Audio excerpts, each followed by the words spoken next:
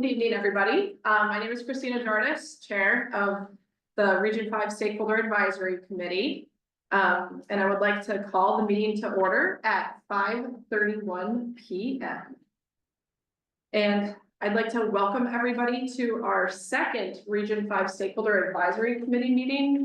We'll refer to Stakeholder Advisory Committee as SAC throughout the meeting if anybody needs to identify that acronym. So to get things rolling on our agenda, I'd like to take and seek a motion to approve the agenda for today's meeting. Good catch.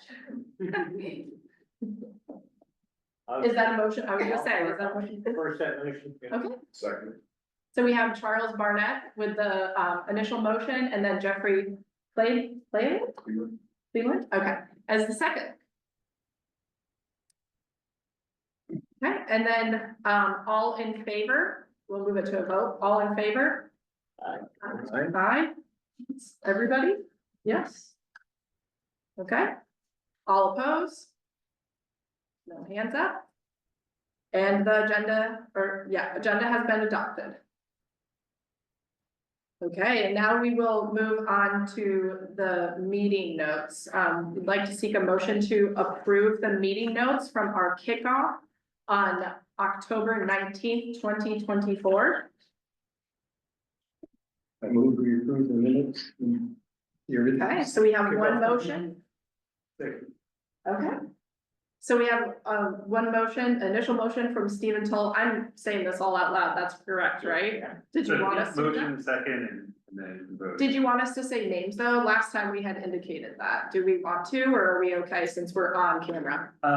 Yeah, sometimes the names may not be able to pick, Okay. so that's great. If you Okay. can say the names. Just want to make sure. I'm like used to also pre-camera days. Right. Pre-COVID, pre-camera. Okay, so initial motion from Stephen Tull and then a second from Corey Giles. And then let's move that to a vote. All in favor? Okay, hands up. All opposed? And we have now approved the meeting minutes from the October 19th, 2024 meeting. Mark will be sending a follow-up email to seek approval for the meeting minutes from our last meeting on November 20th, 2024. Everybody will be BCC'd, so it'll be compliant with Open Meeting Act, and you can he'll provide information within that email as to what needs to be done to provide comments if you have any, or if you say, yep, they're good, you can just note that they're approved. Okay. So we are here today to chat a bit about, or hear, I should say initially, about the environment and recreational and parks within Region 5 of Anne Arundel County. We'll start with a presentation from the county's Watershed Protection and Restoration Bureau, which will discuss issues like water quality and habitat loss. Then a representative from the county's Department of Recreation and Parks will review existing conditions in their long-range plan to maintain, enhance, and build new parks. Both departments will be able to address questions regarding the dairy farm. Then based on the presentations, we will review and discuss draft strategies to address the environmental and parks issues in Region 5. And one item I would like to remind members of the committee of is that we're looking at the region as a whole.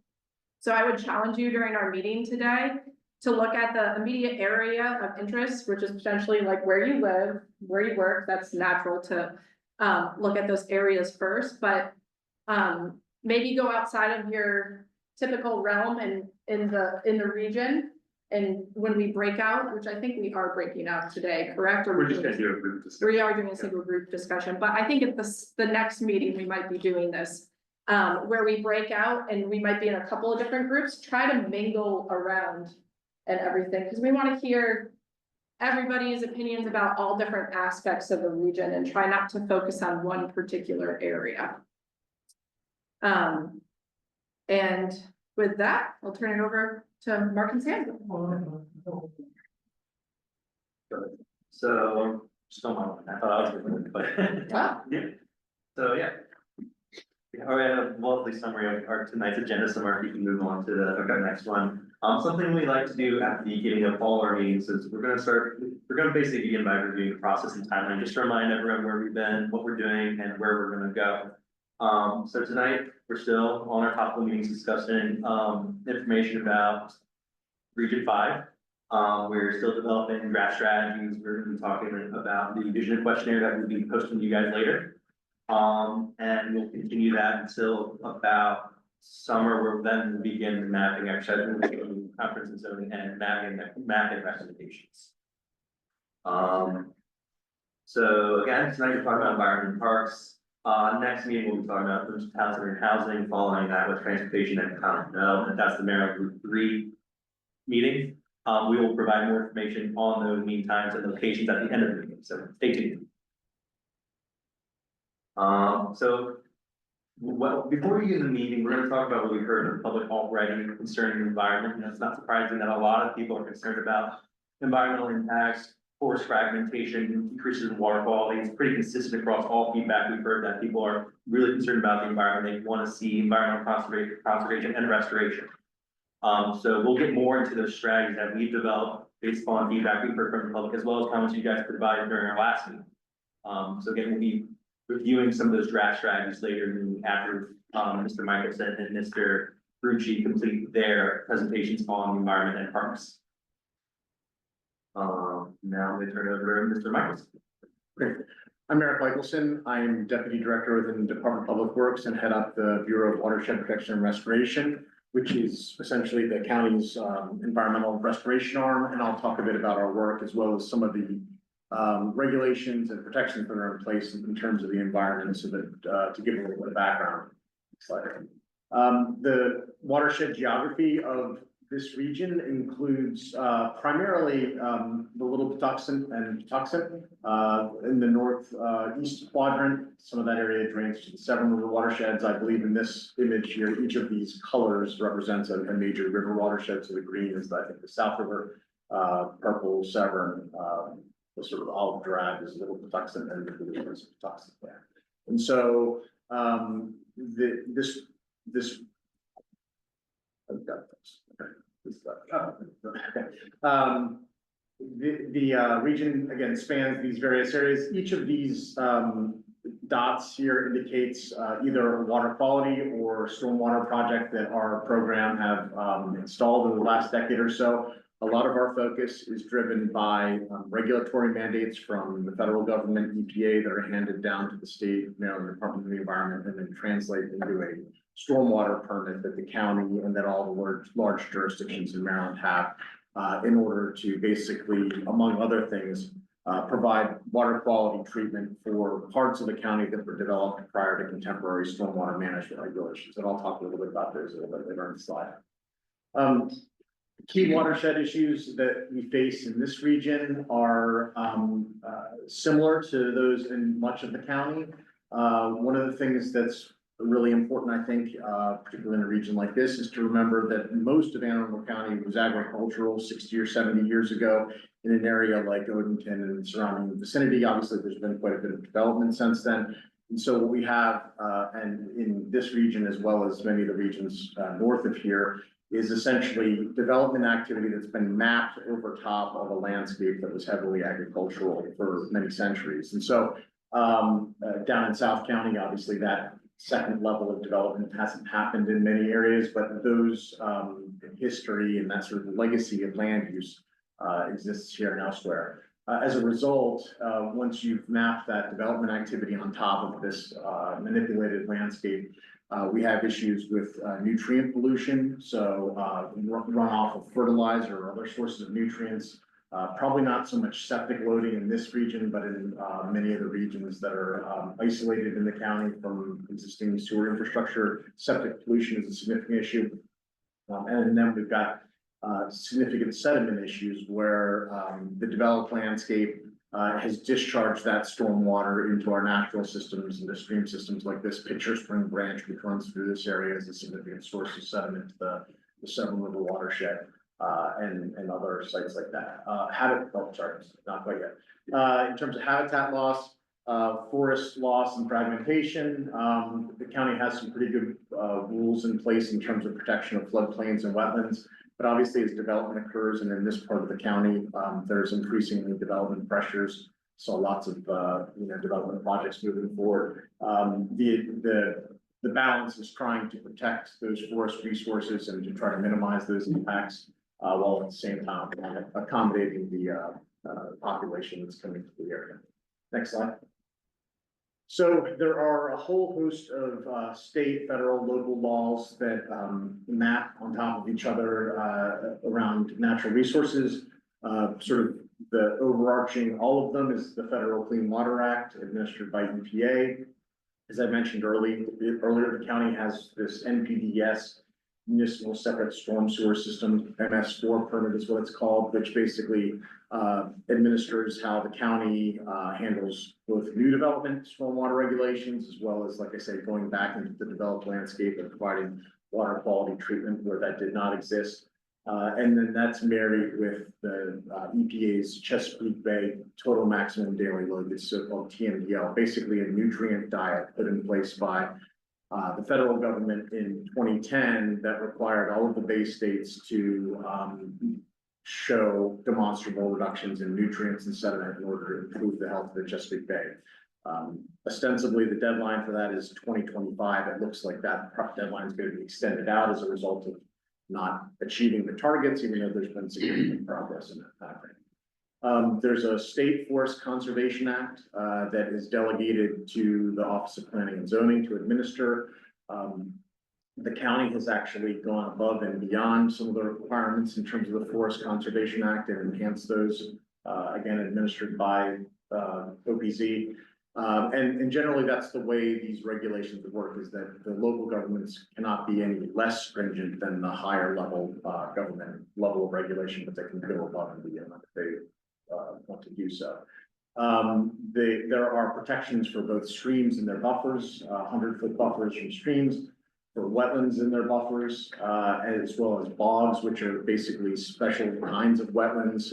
Most of those features are located up in the Pasadena area, north of the Nagatee River, although they're interspersed in other parts of the county. They have some additional protections beyond the standard wetland protections, and then steep slopes, where you've got areas that are particularly prone to erosion or sedimentation. If they were to fail, they have additional protections. Floodplains are regulated by the Department of Inspections and Permits. And generally, as part of the development process, they're either deeded fee simple to the county, or they're put into an easement and protected as part of the county review process, which has been in place for a number of decades now. So actually, again, Arundel County has, in my opinion, pretty good protections for floodplain areas. But a lot of areas that were developed prior to those protections, there may have been some development that occurred in those sort of flood-prone zones, and those are actually lots of times areas where we're seeing problems in terms of flooding now. And then the critical area ordinance, which again is issued by the state, but then delegated to the Office of Planning and Zoning critical area team, is reviewed as part of the development process. The critical area is basically the 1,000-foot buffer, or 1,000-foot zone around tidewater, with a particular focus on the 100-foot buffer right off the water's edge, where the rules are most stringent. There are some differences in how that's applied based on the density of land use in those areas, but generally speaking, there are pretty strict protections in those areas. So, Can I ask you a quick question? sure. So I was on GIS today looking at, time critical areas. I think it's one of the Clifton partial, whatever.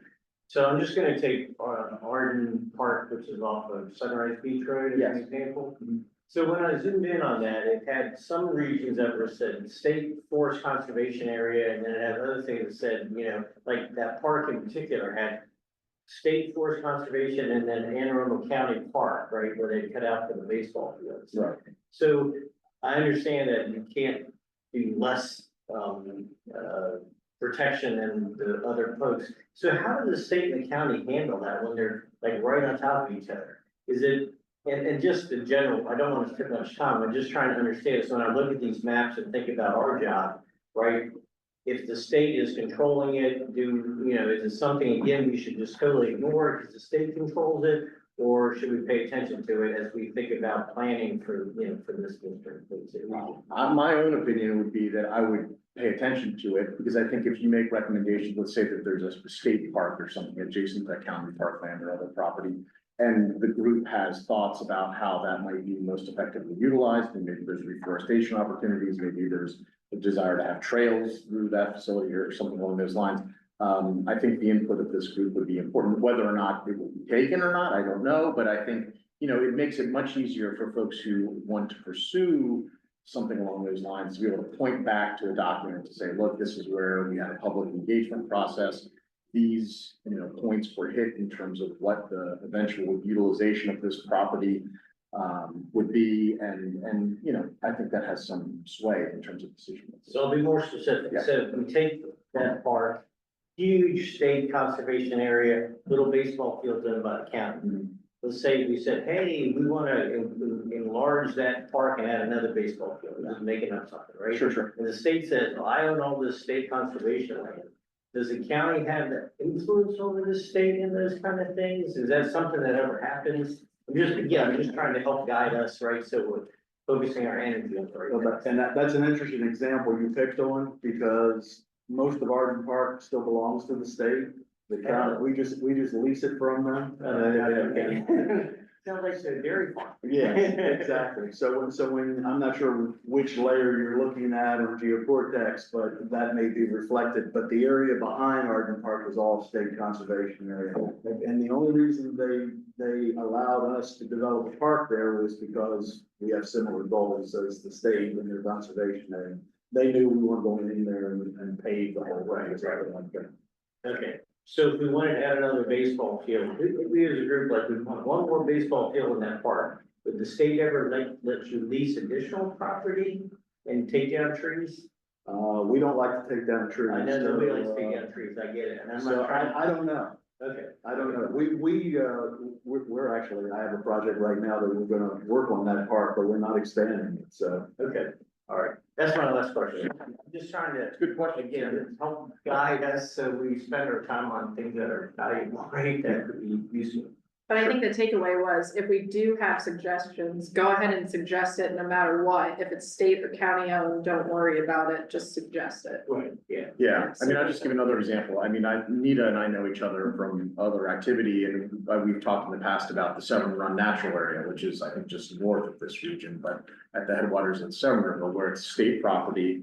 But, there's been a lot of interest in maybe additional public access, and so is that something that the state might grant, the county or residents if there was enough of a push? Maybe. And so I think, again, the point stands, just if you guys feel strongly about something along those lines, don't let the jurisdictional issues hold you up. You said the county leases that ball field area from the state. So do we pay a fee to the state for the use of that? Yeah, I'm sure it was probably $1 for 99 years or something like that. Okay. It's, some sort of monetary, Yes. that's low. So, in terms of our program at Public Works, again, we sit aside the Bureau of Highways, the Bureau of Utilities, Water and Sewer, our Bureau of Engineering, as well as Waste Management. And so, a lot of our work sort of falls into one of two bins. One is sort of the maintenance and the repair of existing stormwater infrastructure, so culverts like this pipe under Sands Road in this case. This is from a few years back when we had a big tropical storm come through the area. Basically, debris choked up against the upside of this stream crossing. The road over top, water came over the downstream side, which is this end that you see here, and caused this erosion and had that feature back up. The pipe itself failed, and so obviously the road was closed at that time when we went in there. Next slide. We had to go in and we were basically able to reline that culvert crossing, which is essentially a stream crossing, with a reinforced concrete liner to get the road back open relatively quickly and create an opportunity for a relief discharge point in Sands Road as well. And so that kind of work, something like that on that sort of scale, seems like that happens maybe once every couple of years, when we get a big tropical storm or hurricane that comes through, I can think of cases in Carroll Harbor and other areas of the county where we've got sort of these narrow constrictions that, can fail with that kind of flooding. But most of the work that we're doing is basically going into the developed landscape, a lot of times in front of our pavement management teams, doing TV inspections of the existing stormwater infrastructure. If it's not in good shape, we go and line it essentially, and then they come in and do their paving. But there's hundreds and hundreds of miles of storm drain infrastructure essentially throughout the county. And a lot of that is corrugated metal pipe, which has a lifespan of maybe 35 or 40 years. We would like to get to before we get into a catastrophic situation in terms of that. So that's part of what we do. I'm going to talk a little bit here about sort of the regulatory requirements around stormwater management. This is for new development activities. In the 1980s, prior to the 1980s, there really weren't stormwater management requirements per se. In the 80s, there were some regulations put in place primarily around flood control. So trying to make sure that new developments weren't creating large pulse discharges of stormwater downstream, either flooding homes or infrastructure. And so during that period, a lot of what were installed would be so-called dry ponds, essentially big basins that had a dam feature at the end, may have had a culvert or some kind of outlet structure, basically to throttle down those flows, but that by and large were dry, assuming it wasn't raining outside. And in some cases, many prior generations of planning and zoning officers had allowed those areas to be both recreational areas and stormwater management facilities. In a lot of cases, they weren't particularly good at either one of those things. They were basically wet grass areas, so not ideal. And then eventually, next slide, as of about 2000, the Maryland Department of the Environment began to be concerned about downstream water quality issues, and that ushered in a new era of requirements. And this is probably the kind of thing that most people think about when they think about stormwater management, sort of the big, large, wet pond that's oftentimes either a commercial site or maybe shunted off to the back of a community with a picket fence around it or a chain link fence around it.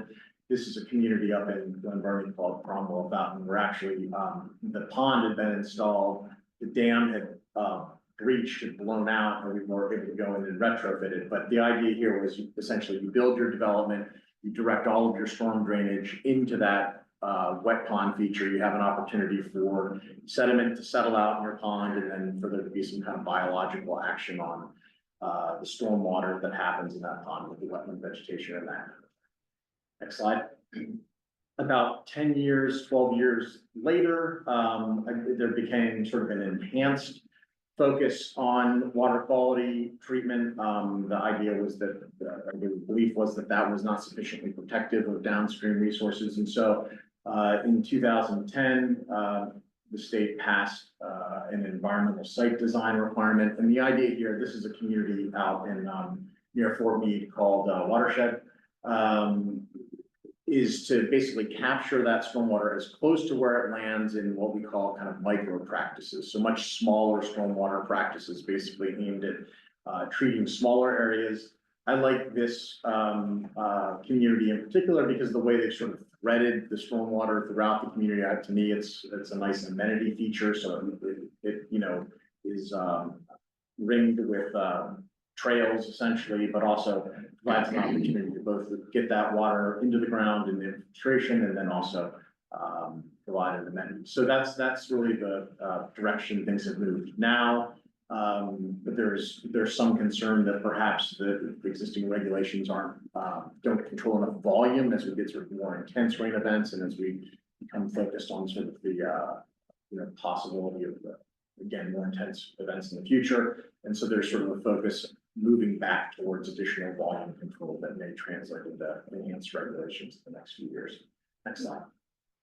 So these are just some examples of projects that our program has undertaken, again, on a voluntary basis with communities. This is in Millersville. This is the Mill Race community right off Veterans Highway. This was basically a 3-acre, one of those dry ponds, essentially big grassy wet area, we were able to work with the community basically to take about 3/4 of the footprint and create the stormwater wetland that you see here, and then take about 1/4 of the footprint and elevate it so that it was proper, level, dry, recreation area for the community, and then put a path essentially alongside the project. So, we're not using eminent domain like you might in a road construction project. And so a lot of times when we're doing these, projects in cooperation with private communities, or homeowners associations, we're trying to figure out a win-win situation in terms of, getting the projects in the ground. Next slide. This is at the county office complex, the Heritage Complex off River Road in Annapolis. There was a wet pond essentially that served that area, and we converted that into a stormwater wetland. It's basically back between the building where 2664, which is where planning and zoning and INPR, and then 2662, which is where Public Works is and Soil Conservation District. So we're working on getting some signage in there. So to explain what's going on. Next slide. These are some projects in the district or in the region, excuse me. This sort of second class of projects that we traditionally work on are what we call outfall projects, basically areas where you've got that closed storm drain network that's discharging oftentimes to slopes or sort of natural areas. We don't have, as most of you probably know, we don't have bedrock. We don't have really sort of firm underlying soils here. So if you take a big pipe and you start discharging lots of stormwater on the sandy soils like you see in much of this region, it erodes very quickly. On the left is a picture of one of my project managers in Hazard Baldwin sitting in the gully that had been created by discharging stormwater from this pipe that served, I think, maybe 200 acres or so. And on the right-hand side is the wetland that we were able to create as a result of basically creating some structural features in there, bringing the water up, and then nourishing that hydrology there. So next slide.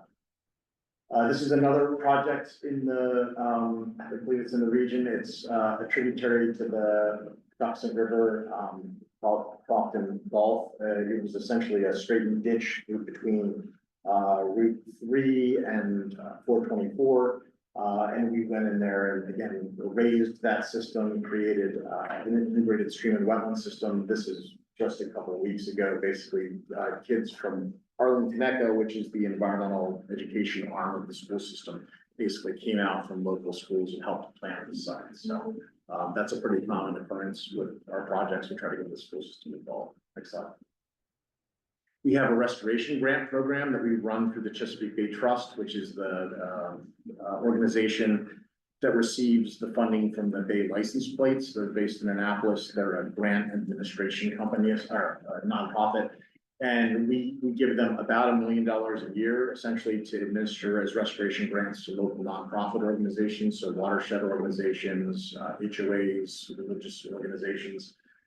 This is kind of a range of the suite of projects that we traditionally fund. There's some stormwater practices on HOA properties. Up our left-hand side is Olmsted and Arnold, some living shoreline projects. Various parts of the county. On the right-hand side, there's a project on the sod farm property in St. Margaret's, and then there's projects on sites like the Girl Scouts camp properties on River Road and other kinds of sites. So a wide range. That grant program is actually open now. If you're interested, or you have a community that's interested, or you have a business that's interested, we have a full-time grant manager, and so you can reach out to our program and we provide technical assistance and new site visits, that sort of thing, to help folks who are interested in that. This is sort of peripherally related, given that the region has a little bit of the Severn watershed in it. Just a few weeks ago, a number of stakeholders working with the county, basically, and the Resilience Authority of Annapolis and Anne Arundel County, which you might have heard of, submitted an application to the state for a whole Watershed Act grant application. It's basically looking at 5 years of funding, potentially for over $40 million worth of projects in the Severn watershed, ranging from oyster restoration projects to stream restoration with shorelines and other education and outreach efforts. So we'll find out if that gets funded in the springtime, but that's a huge focus. Is that state or federal grant? State. State grant. So it's primarily led by DNR, but it's gonna involve money from MDE as well as some other sources as well. Next up.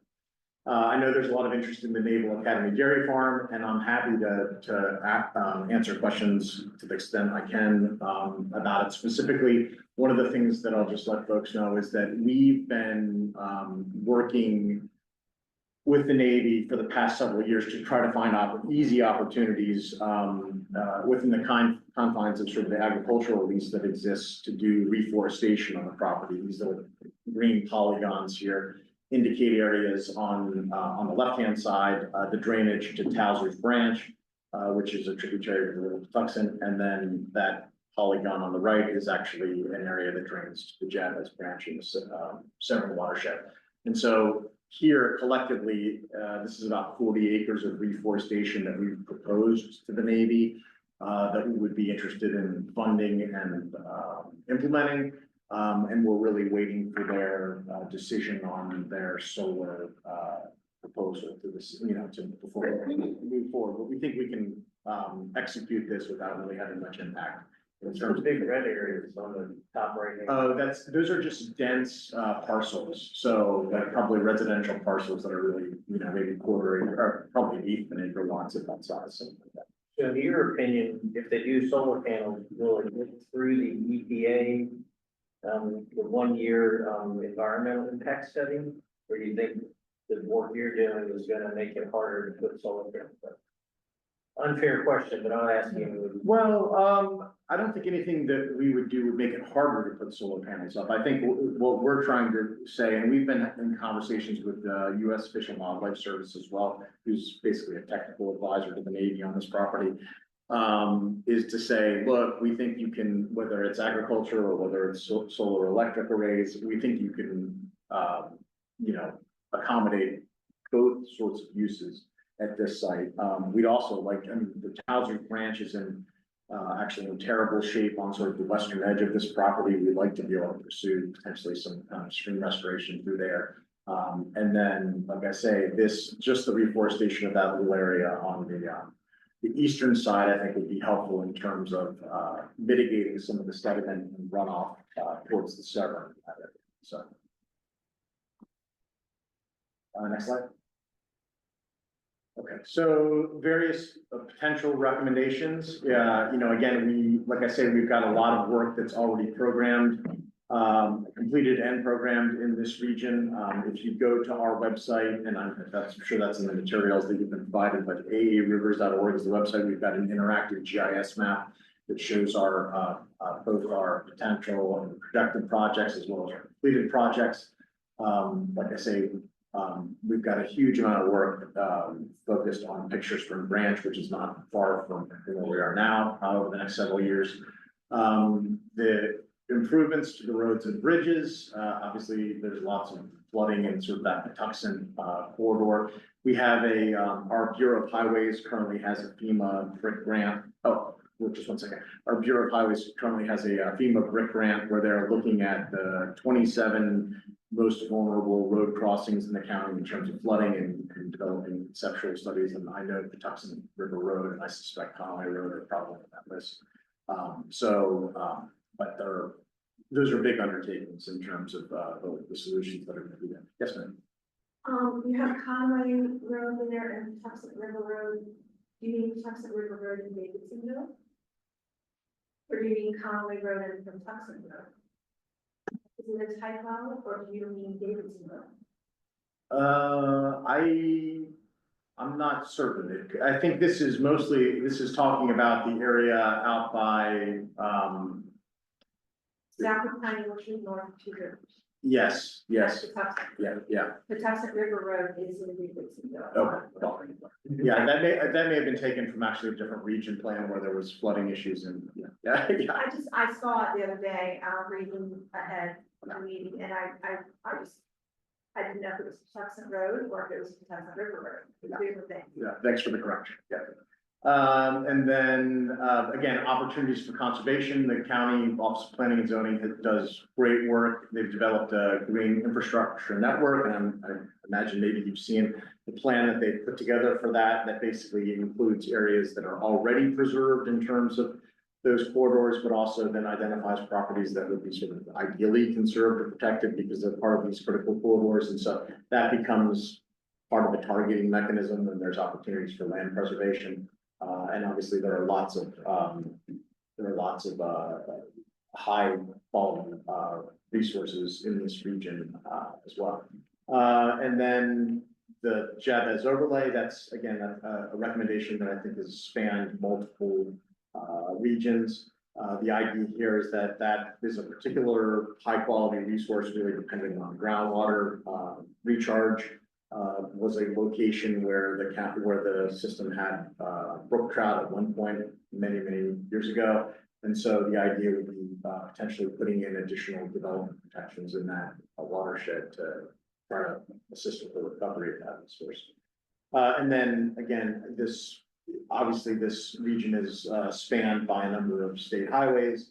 And so there's opportunities to work with State Highway Administration. I think I saw one of the issues of concern was some additional reforestation along some of the state highway corridors, maybe with green in particular. And so that's, as we talk about sort of the different jurisdictions that have authority in the region, that's an important place to put those thoughts down and be able to incorporate those as we approach the state about potential funding or cooperation. And we'll go over some of these recommendations where we have a chance to add to them, identify some specific locations. So this is just sort of get your juices flowing a little bit. Bruce will talk about some park efforts, and then we'll again talk about both these items collectively. So again, start thinking about whether you support these, need to make any tweaks to them, add additional strategies. So that's what we're going to be talking about here in about 30 or so minutes. Okay. So I guess before we move on, do you want to take any questions? Yeah, any other questions?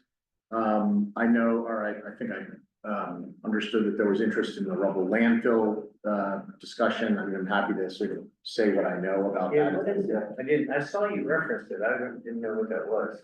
Out by Two Rivers, there's an existing rubble landfill that applied to MD to expand. They had their application denied by MD. My understanding is that they've appealed that to the circuit court.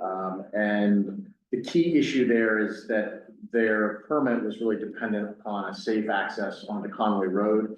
And I think with the construction of the school there fairly recently, there's been serious concerns both at the state and local level about whether or not it's a good idea to have, an access point that close to where the school is located, and whether the rubble landfill should be expanded as a result.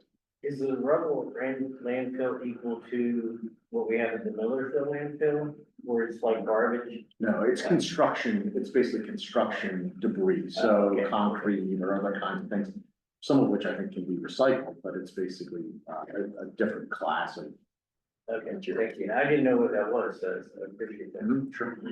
And there's two of them back there side by side, you mentioned. Or just one rebel landfill, that's the question on the Dobson. I can help. Yeah. You may know more about it than I do. Oh, sorry, I can help. Yeah. There's not an existing rubble landfill, just yet, off of Conway, Texas. It's proposed landfill. It's over 500 acres. They would accept up to 600 tractor trailers of rubble per day. So that would add 600 tractor trailers to Route 3, going down Conway. If you have any. I guess my question was, there's an existing landfill that, has an entrance on Watchapel Road, that's another landfill, rubble landfill that we're not talking, right? Correct. That one's been in existence for Quite a while, right. At some points, we're close to probably maxing out that location. I don't know the details. That. But I could talk all day about Chesapeake Terrace Road. Having questions. Yeah, I mean, the landfill on Watchapel, we discussed that before we talked about whether there are sidewalks, on the road in that area. Have people buying cars to get past. Yes. That's what I was asking. I just have one more question for you. Bioretention areas, when you show the pictures of the development communities, there's a stream bed, and then they kind of developed a little way to collect the water. Is that the same thing as a bioretention area on the plat? Yes, so a bioretention area is basically a basin, usually dry, that's planted where stormwater is directed and then gets infiltrated into the ground at that location. It gets, has the nutrients shaved off by the plants that are there and has the sediment taken out as a result of stilling. Yes. Water quality, I understand that there are improvements being made to the treatment facility, just south of Pine Orchard, right there on the Little Patuxent River. Can you tell me or tell us a little bit more about that? And when- Yeah, so. When the changes, upgrades and so forth will be taking place? Right, I'll tell you what I know, but I'm not the most expert on that. I think that, so there was a private water, wastewater treatment plant at Pine Orchard that the county purchased a number of years ago, essentially because I think the private operator wasn't really able to run it as effectively as they could have. And so I believe it's being upgraded essentially to the sort of limits of treatment standards that all of the other county wastewater treatment plants have, Patuxent, Cox Creek, Broadneck, the other plants that the county has. So it will have lower nutrients essentially in the discharge. It's a pretty small plant, I think, relative to the other wastewater treatment plants. It is, but it must be dealing with an awful lot of waste because I live near there. And they are transferring by tractor trailer wastewater, I'm not sure, field septic Okay, company.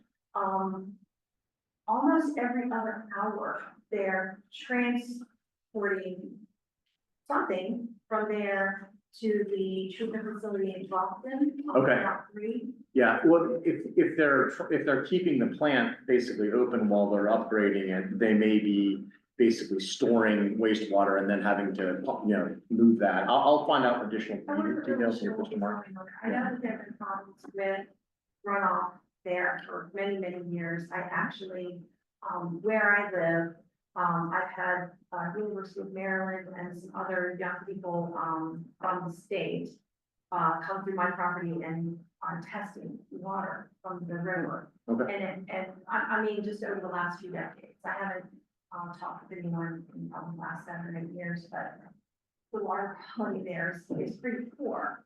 And obviously, improvements are needed and, those that live along the river and use the river want to know that that treatment facility is going to be upgraded, possibly when you don't have that information. Like I said, I'll talk to our utilities folks and get that information to Mark to pass along to the group.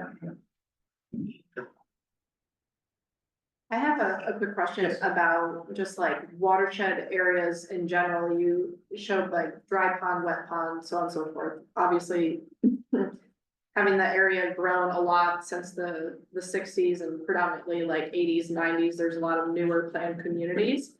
Are there, besides the watershed grant program, are there other ways that the county is assisting HOAs and whatnot and helping those areas to revitalize them? And I'm also thinking of like zoning going forward and whatnot and how those areas are classified. Since they could be reclaimed like open space and so on and so forth. Right, so a couple of things. One is, let's just take, for example, some of the areas in like, the higher intensity use portion of Odenton, where those areas were developed, maybe they were industrial type sites at one point. There was no stormwater management. There is a requirement that the state has and the county has essentially that those sites, they don't have to meet the standards of greenfield development in terms of stormwater management, but they have to meet basically a 50% standard. So there's a significant improvement to the stormwater running off those sites from the redevelopment condition in those areas as a result just of the sort of development process. But in terms of us working with communities where, let's say, there may have been practices that are kind of antiquated, we have on a number of occasions sought out, again, some of those sites, because they're already serving a water quality purpose, to try to work with HOAs or, again, business owners, to enhance or improve the functionality of those practices, basically on the same footprint, as we can. But that's, it's sort of a combination between, a cost effectiveness calculation on our part to make sure that it's sufficiently large to make it worth our while. And then also, obviously, the cooperation of the landowner or interest on the part of it. So are there ways that we can identify those areas? Cause I know there's like one at the corner of Johns Hopkins and Rydell, that's huge. Yes, and I think we And approached. people use it to play Yeah, sports on, right? we, that was actually a very high priority target for us. We approached those landowners or the community association there, and they basically didn't want, part of the fun, they didn't want to play ball because it's too much used for active recreation. They didn't want to have it converted into a more permanently wet feature. But that was, Gotcha. that, I know exactly what you're talking about. Mhm. It's like that one photograph that I showed you there with no race. If people change their minds and they're interested in doing something along those lines, we'd love to, try to find a way to cooperate. So they are things that we should think of then and Yeah. identify. Yeah. Should buy it with John Hopkins, owned 13 acres. And reinforced it. It's Tear an down, idea. Might as well. Yeah, right. Well, we do work with recreation and parks and inspections and permits to look for opportunities where, acquisition of properties makes sense, both for the programmatic needs of, rec and parks, and then also, both we and inspections and permits have. It's cheaper every day, it's almost going down to $1 million now. It's a bargain. Yeah, it'd be a nice 13 acres, a lot of land right in the middle of Crawford. Yeah. Yes, ma'am. This might be out of scope with, what you guys particularly look at, but PFAS or forever chemicals, is that something that's being monitored and, or is that more for drinking water? So it is definitely being monitored for the drinking water, and as you all probably know, basically all Anne Arundel County's drinking water comes from groundwater wells, not from surface water. So it's those groundwater wells are monitored for PFAS. We aren't really engaged in a lot of PFAS work in our program, but the County Bureau of Utilities is doing some really interesting things in PFAS, because one of the sort of big locations of PFAS ends up being in the biosolids, essentially the byproduct of wastewater treatment plant facilities. Once you filtered all the water out, there's, the solids are left essentially, and that's where all of the toxins and all sorts of stuff are concentrated. And so they're actually in the process of looking at a process where they would essentially like incinerate biosolids, and that in that process they destroy the PFAS. It's a very hard chemical to otherwise get rid of, but that high level, high heat incineration essentially breaks them down. So they're looking at the possibility of that, and then what you're left with is what's called like a biochar. It's basically like a carbon, a dense carbon, essentially, product that can be used for soil amendments or other kinds of things, and it's free of those toxins. So it's definitely on the radar screen in terms of both drinking water and wastewater. Okay, so I think, we can move on then to parks. And we've got Bruce from Recreation and Parks with us. Okay, thanks, Mark. Good evening, everyone. I'm Bruce Frucci. I'm the Chief of Planning and Construction for the Department of Recreation and Parks. Happy to be here with you tonight. It's fun coming to Region 5 because, as you can see on the slide there, you've got a little bit of everything in this region. 15 of our magnificent parks are in this region. 2 of our major trails that will soon connect to each other in the WB&A and South Shore trails. You are also blessed with a lot of protected natural areas. And going back to one of the earlier slides when OPZ was saying what they'd already heard, like large swaths of open natural spaces and stuff. And so you have that primarily owing to the Patuxent River Greenway. But people don't realize that there are green spaces. The WB&A Trail, which is entirely in this region, that's a 140-acre park. It's just not very wide in some places, but it is a protected natural area and one of our parks. You have the county's only indoor year-round ice rink. One of our newer, a new interest for the Department of Recreation and Parks is developing more indoor recreational spaces. We've had a lot of requests for that in the past couple of years. Have a historic property at Linthicum Walks. And just down the street here, hopefully, we're a couple of months away from breaking ground on the new Odenton Community Park behind the library. Straddling Picture Stream Branch that Eric was talking about a few minutes ago. Anyhow, you can find all of our parks on our website, aacounty.org/recreation-parks, or use our Park Finder application. And you can find, if you want to fish, you can find all the parks where you can go fish. If you want to play pickleball, you can find all the places where you can go play pickleball. So I encourage you to look at that. Next slide, Mark. Is the trail still a right of way for electrical and things like that? So I think when you walk on the B&A, you still have the power line. There are power lines, there's BGE's power lines, and they're right of way. It's a different right of way than the They're other. different Okay, right of thank you. Yeah. Everything that the Department of Recreation and Parks builds, develops, begins with a planning process very closely aligned with the Office of Planning and Zoning and their development of Plan 2040. Every 5 years, Recreation and Parks updates our master plan. And our master plan is called the Land Preservation Parks and Recreation Plan, or we call it this LPPRP. That is a major effort to identify what the county needs in terms of recreational amenities. And then we plan how we're going to meet those needs in the coming 5, 10, and 15 years. The 5-year portion of the LPPRP translates into the county's capital improvements program. So each year when we start the budget cycle in the county, we go back to the LPPRP and we look at what the next projects were needed by the county. And those are the projects that we start in our development process to start planning and then eventually design and build parks, trails, recreation centers, whatever. In 2022, which was the current edition of that plan, the needs that were identified were for, as you can see there, natural areas, indoor recreational facilities, community gathering spaces, water access, and additional athletic fields. And I believe all of those pretty much apply to Region 5. Certainly the additional athletic fields, because that's something in the south end of this region, the Two Rivers area is putting stress on our scheduling. So we're looking for more athletic spaces in this part of the county. But we're continuing to expand our natural resource holding.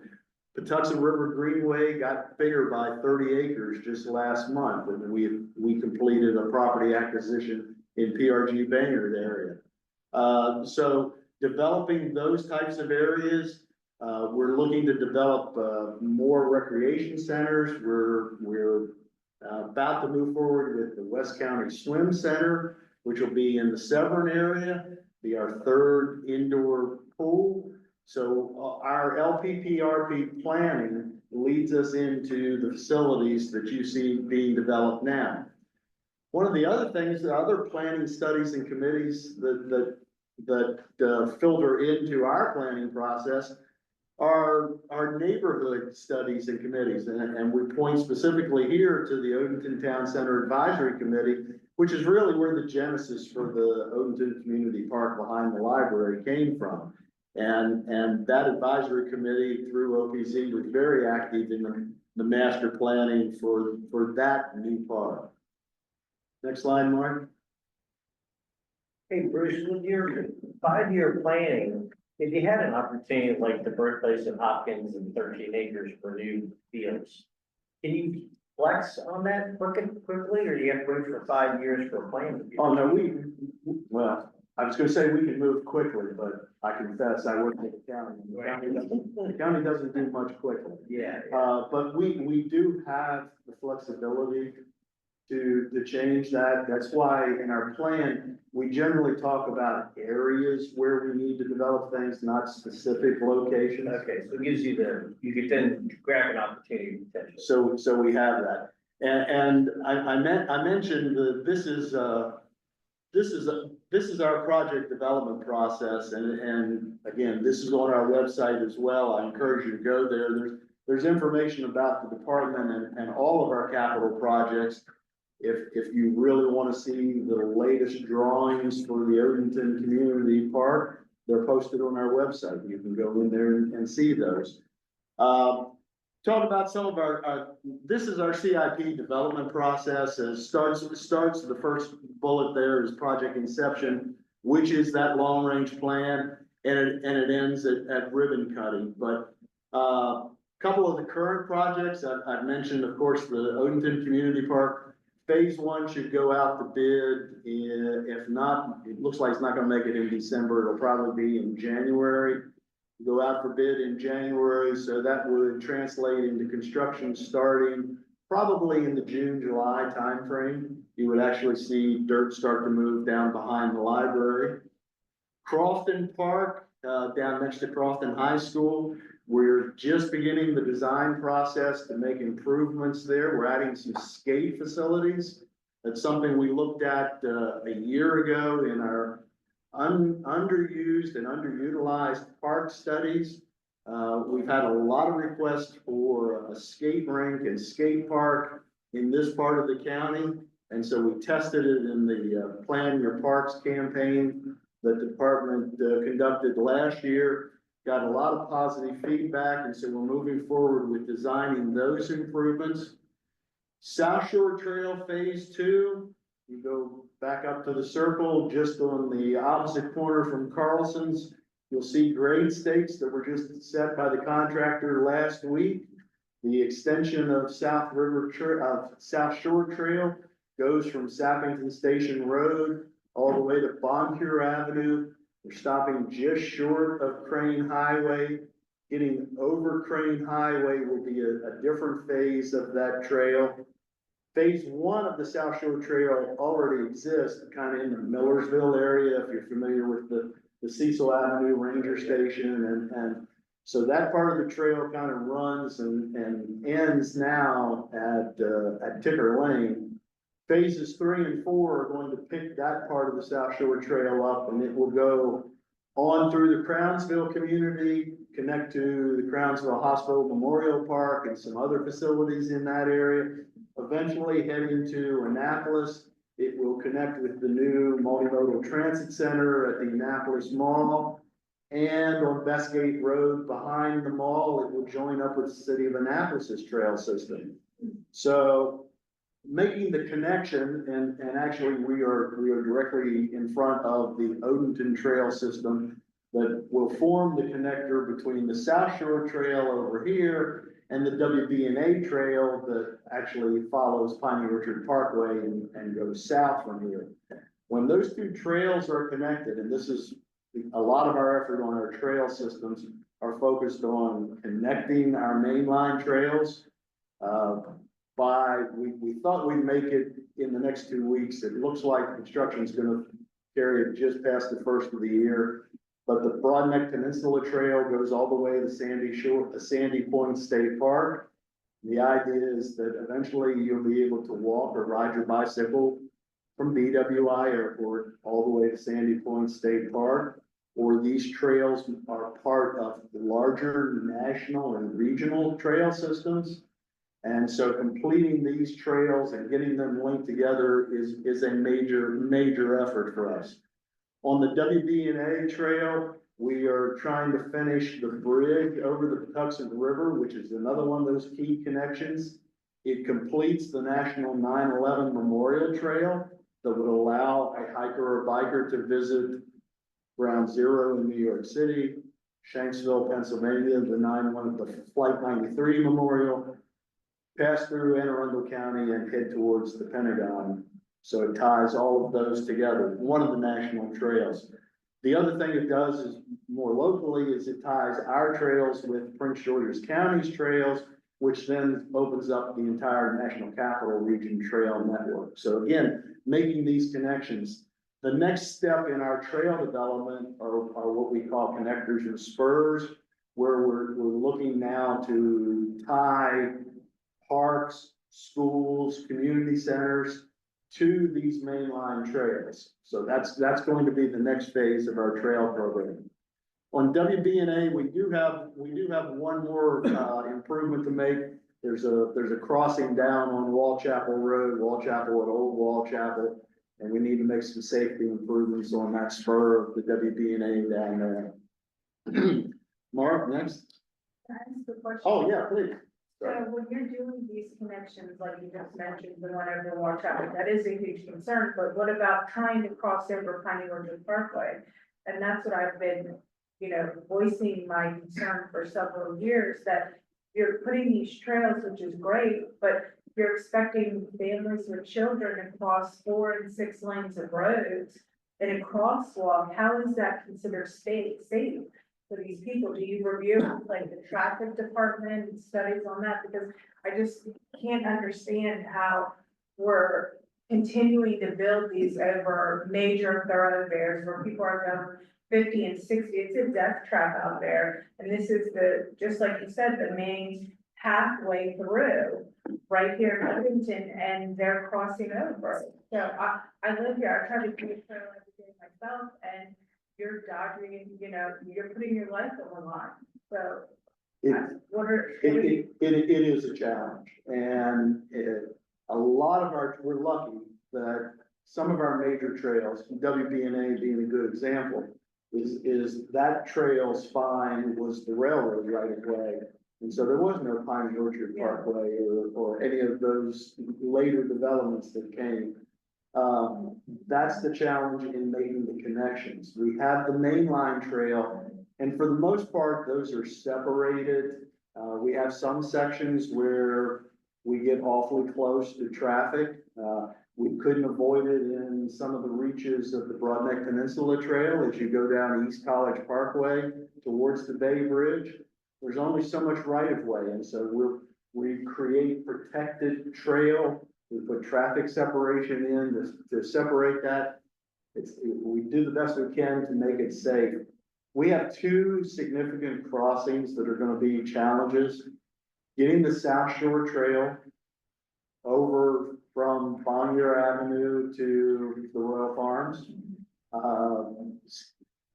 Once a bridge, State Highway wants it to be an at-grade crossing. Since it is a signalized intersection, and that makes it safe from a planning standpoint, because all traffic comes to a stop while there's pedestrian movement.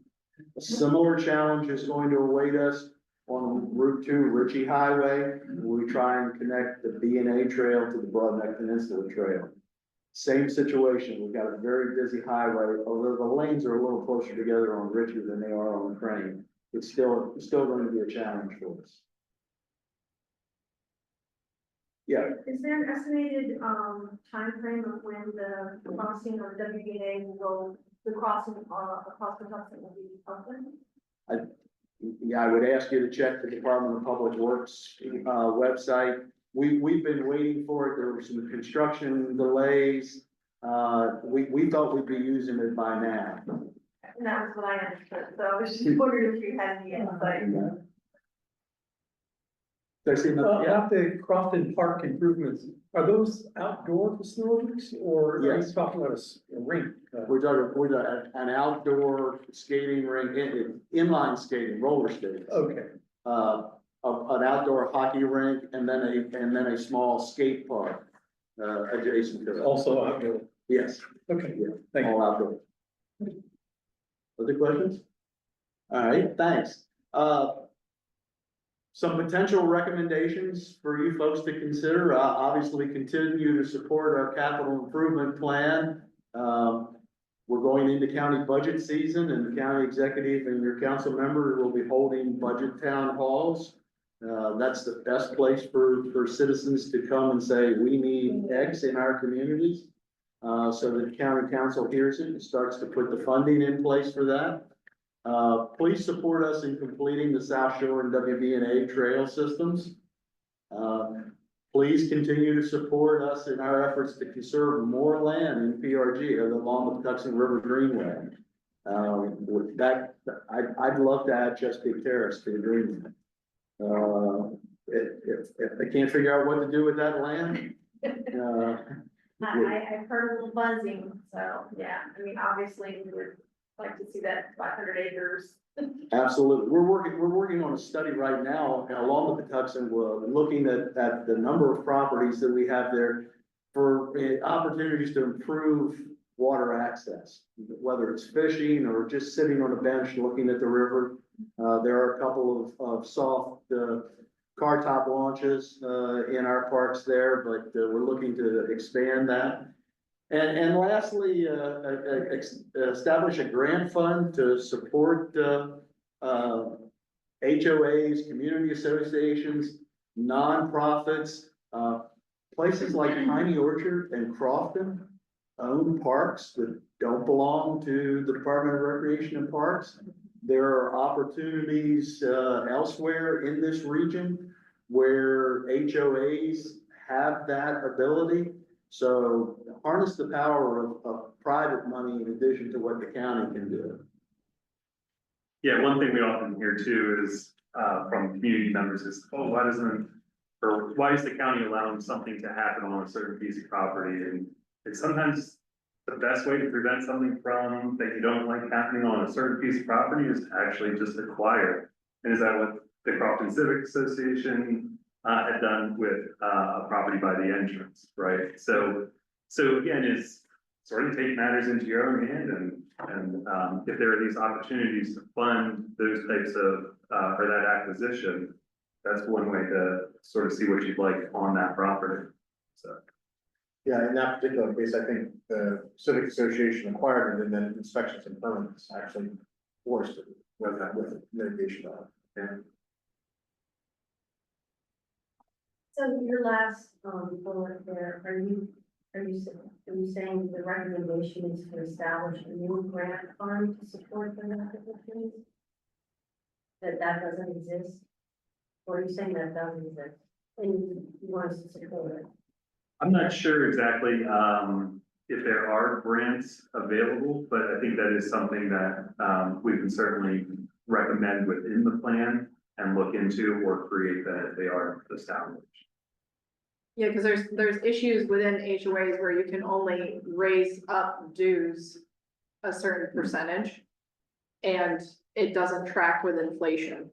So like in my particular HOA where I live, there was a vote done, I think in maybe the early 2000s to reduce HOA dues, which basically shot us in the foot later on. So when we have to repair things, it's like, well, you know, here we are, we kicked back, it's still low, but the cost of redoing a whole park is quite expensive.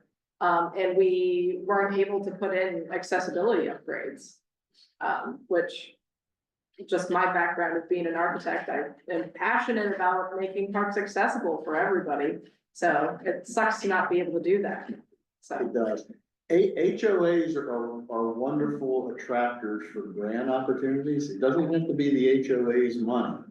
And Eric will tell you that there's a bunch of great small scale ecological projects that have been done. Hard. I live over on the Magathine, and it seems like every other neighborhood has done something for stormwater management or shoreline protection. And the individual HOAs go and find those grant opportunities. That can be a challenge, but a lot of times there's money out there, and in some cases, small homeowner organizations are more attractive than if the county says, well, we'd like a grant. The difference is we can provide matching funds in some grant programs, and that's a challenge for private groups. I feel like we ran into an issue before where it was like, the HOA is not necessarily like, I think the way it was formed, as a business organization was an issue with getting grants. And I don't know if others who live in, planned communities end up in the same situation, but. We do obviously have a lot of HOAs in this region and they do bring a lot of amenities that can be a great benefit.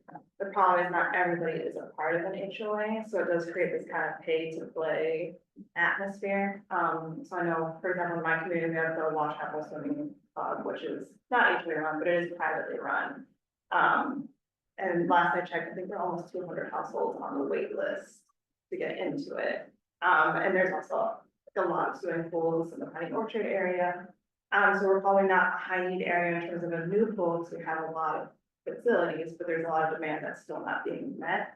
So as new pools are being created in other regions, maybe thinking about transportation from like maybe Watchapel Shopping Center or something, so that teenagers can still more easily access those amenities, even if they're not in a direct region or area.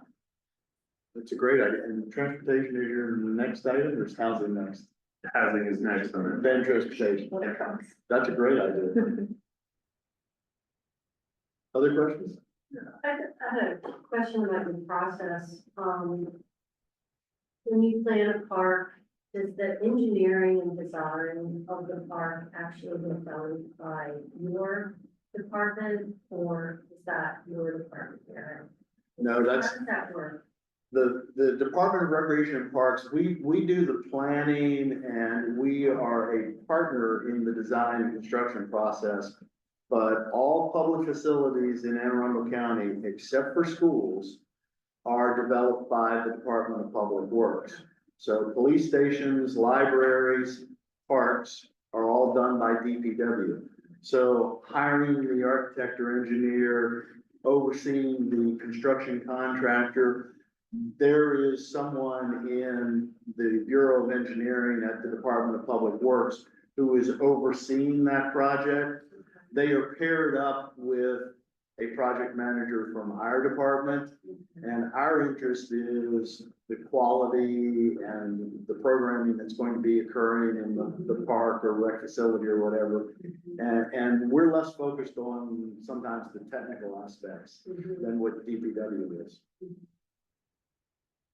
If HOAs can apply for grant money, who do they go to? Who's got the grant? I mean, you can apply to, there's thousands of grants available. Go to grants.gov, and you'll see the federal government grants. And find one that's interesting, that may fit your situation. Do a Google search. Your community wants to build a playground. Search for playground grants. There are things that the county isn't eligible for, but you may find vendors, private companies.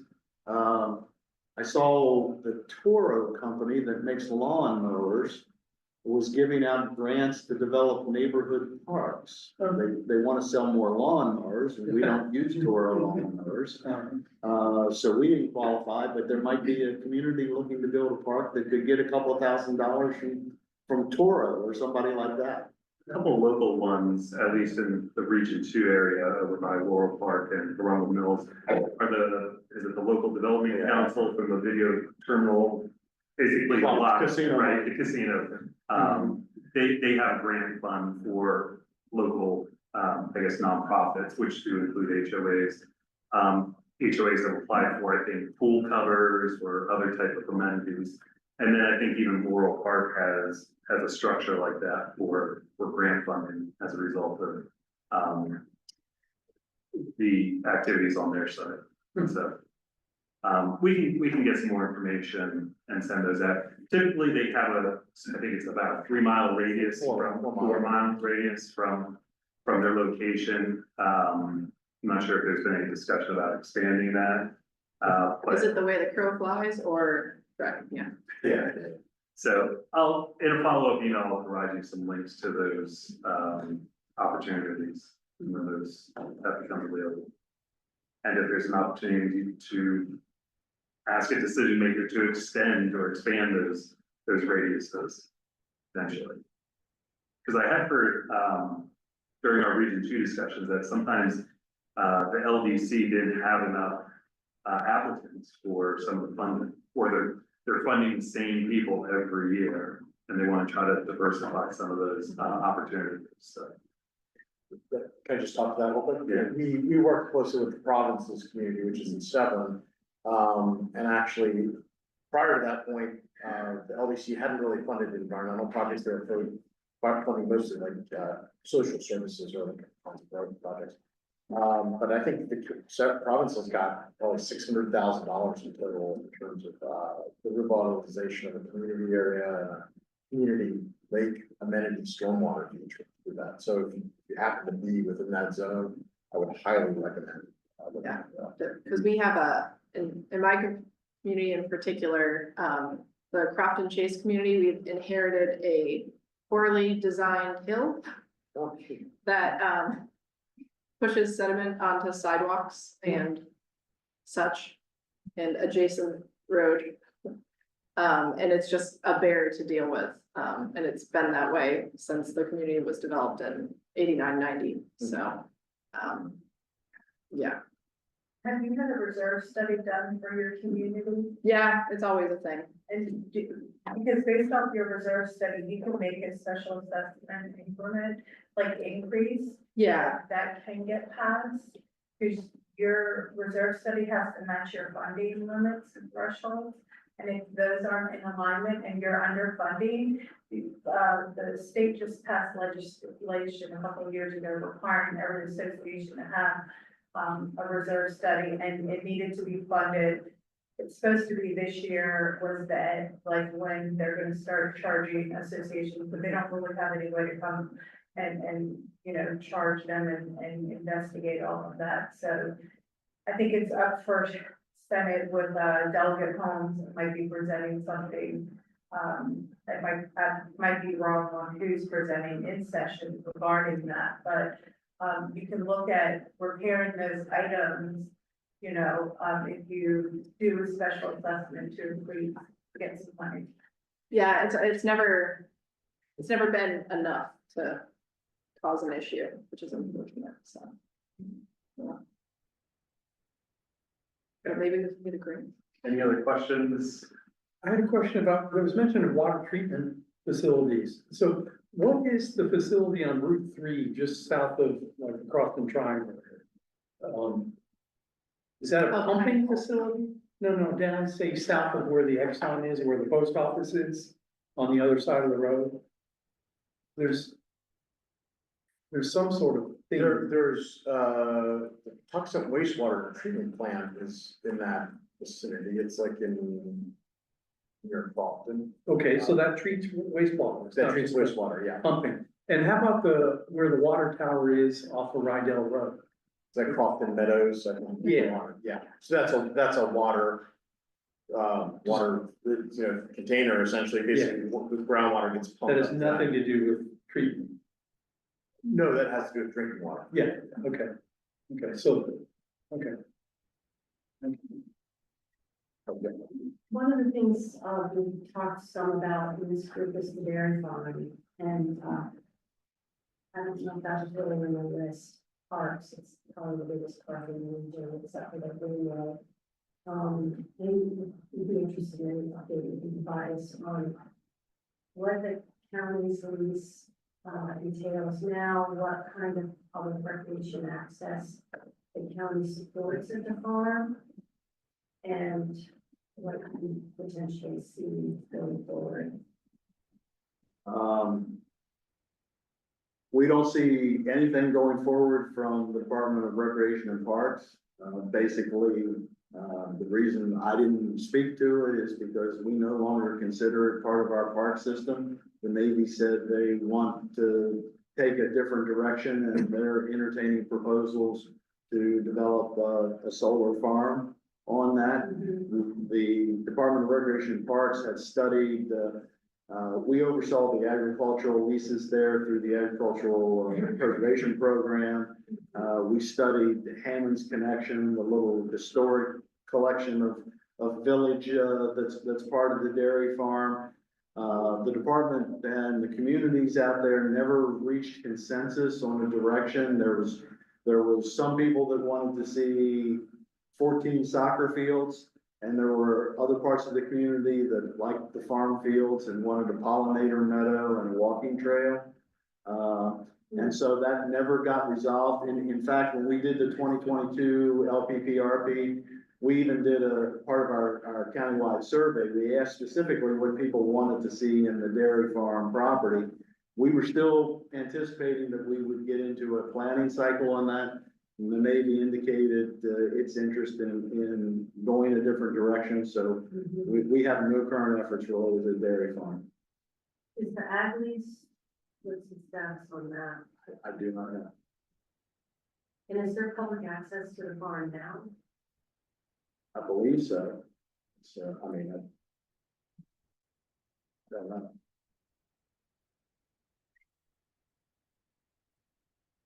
I walk around it all the time, but I never stops me. I can stop. Oh, you can stop. Okay, so we can continue this discussion too, as we actually revisit some of the strategies and recommendations that Eric and Bruce have touched on. And again, like I said, look to elaborate on them, or again, sort of tweak them, or add additional strategies for something specific as well. Before we jump into that, I do want to just sort of fast forward to what this is actually going to look like in the plan. So this is an example from the Region 2 plan. It's in the, at the end of the document, like I said, is the way the region plan is going to be structured, where we go through existing conditions, talk about then what the issues are, and then a plan would then identify strategies on how to address those issues. So this is where we outline the strategies to address the issues that we've noted within the plan itself. And if you can notice here, we've got the strategy listed here. Where it sort of relates to Plan 2040, we want to have that connection if there is one. Because again, Plan 2040 was this countywide master plan, identifying where there are just some sort of broad areas that could be improved upon within the county. Then we have a column here that identifies how we plan on implementing it. Is it going to be a capital project? Is it a policy decision? Or is it just some type of public information initiative where we just need to get more information out to the public? So we identify that I know we're working in acronyms here. We do have a key up here in the upper left-hand corner, but again, just for illustrative purposes, just wanted to sort of give you the overview here then. We identify what the responsible departments are going to be, who the responsible departments are that are going to be implementing the strategy. Sometimes there is one lead, sometimes there's a lead and a supporting agency, so we want to identify that. Identify a time frame, whether it's short term, 0 to 5 years, mid time frame, or something in the longer term. And then how we plan on measuring success for this strategy. So is it a situation where there needs to be an update to the county code as far as, additional regulation that needs to be written into the code, like legislation? Or is it a capital project that has now been funded and we can say, yep, success for that one strategy? So just so I wanted to give you that idea of what we're doing with these strategies and how we'll be then measuring success in these future years to make sure that we're accountable for the work that you all have done here in the public as well. Okay. So any questions on that? First of all, just wanted to give you the lay of the land for that. And then what we've got here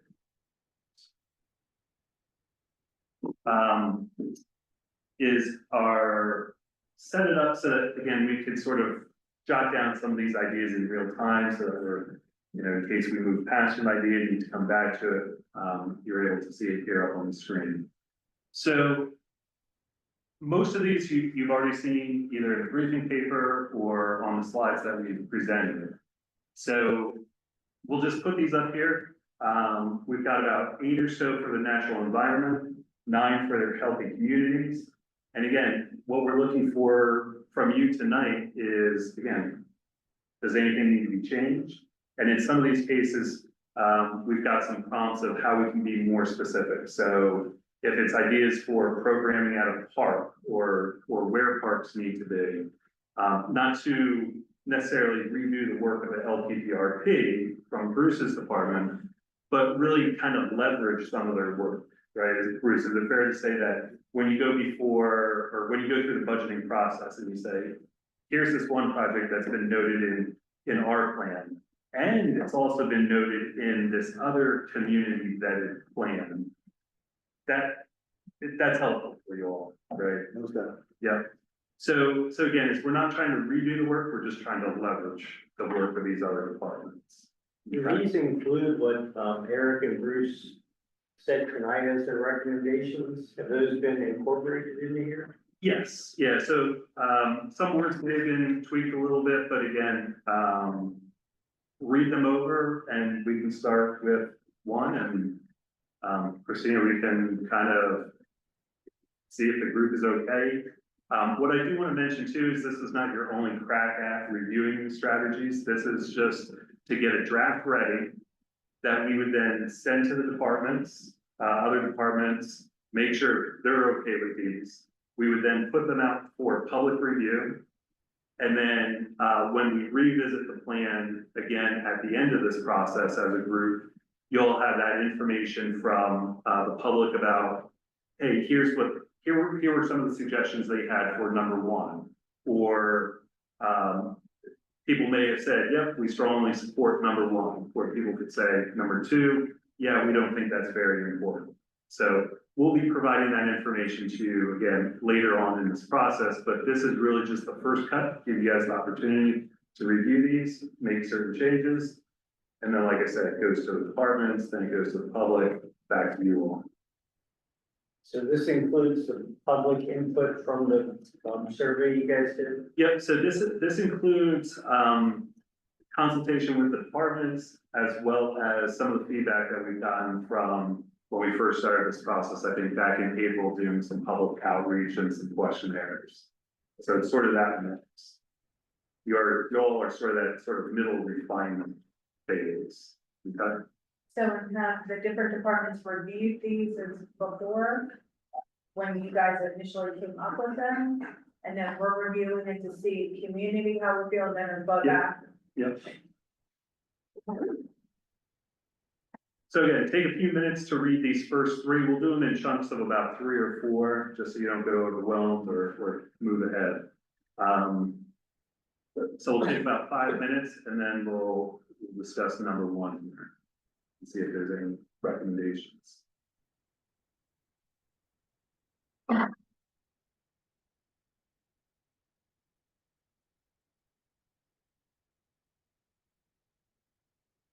I'm sorry, so you have prepared these? These are, yes, draft strategies, Okay, right?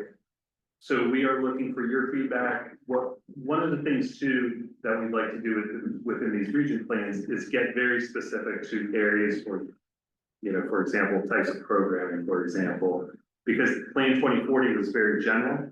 Sure. And this is our opportunity to identify specific locations or specific ideas.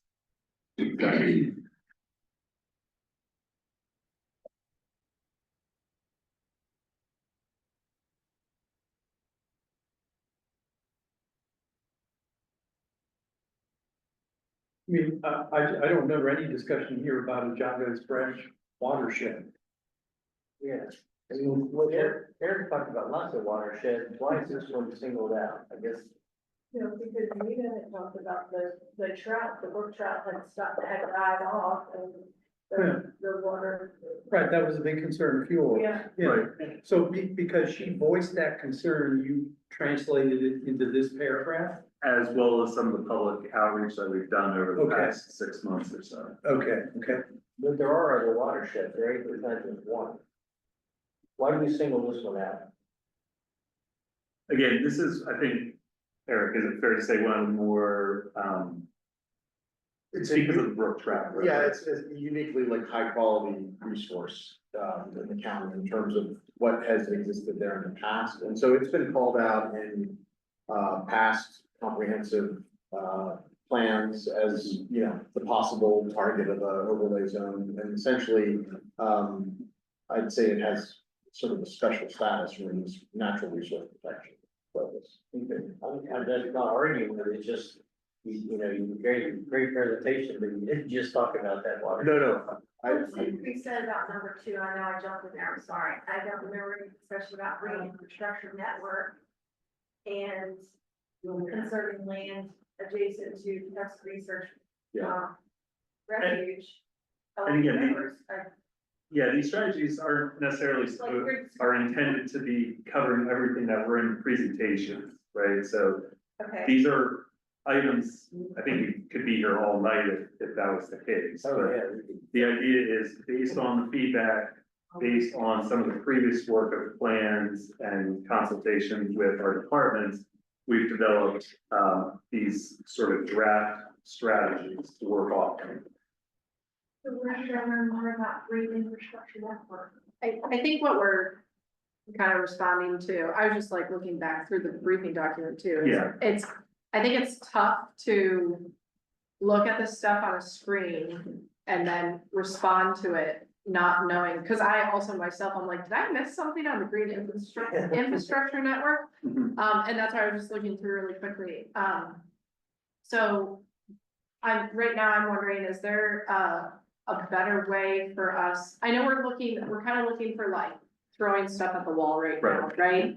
And we're going to have the ability to further refine this later. Mhm. Is this something that's also a homework task for us then? And then we come to the next meeting with information, or when would we give more info?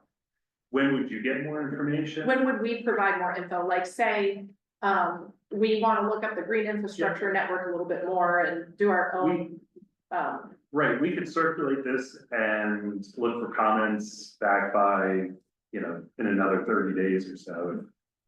If that gives you enough time.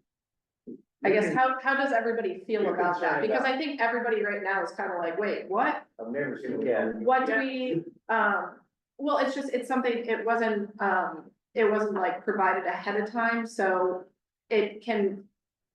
I think if anybody can provide comments now, that would be super helpful.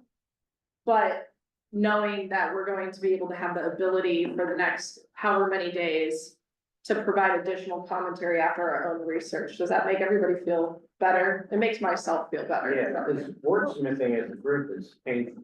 Well, and I can piggyback on this because, several years back in the area, that I represent, without our knowing, it was proposed to change rural conservation law. And it tore through our community, and we could do this year or not that, but it was a hot mess. And it took a group of us going down to the county council meeting and going, oh, wait. And so that didn't happen. So what is this green infrastructure network? That scares me. I don't know what that is. What does that mean? I live next to Texas Research Refuge.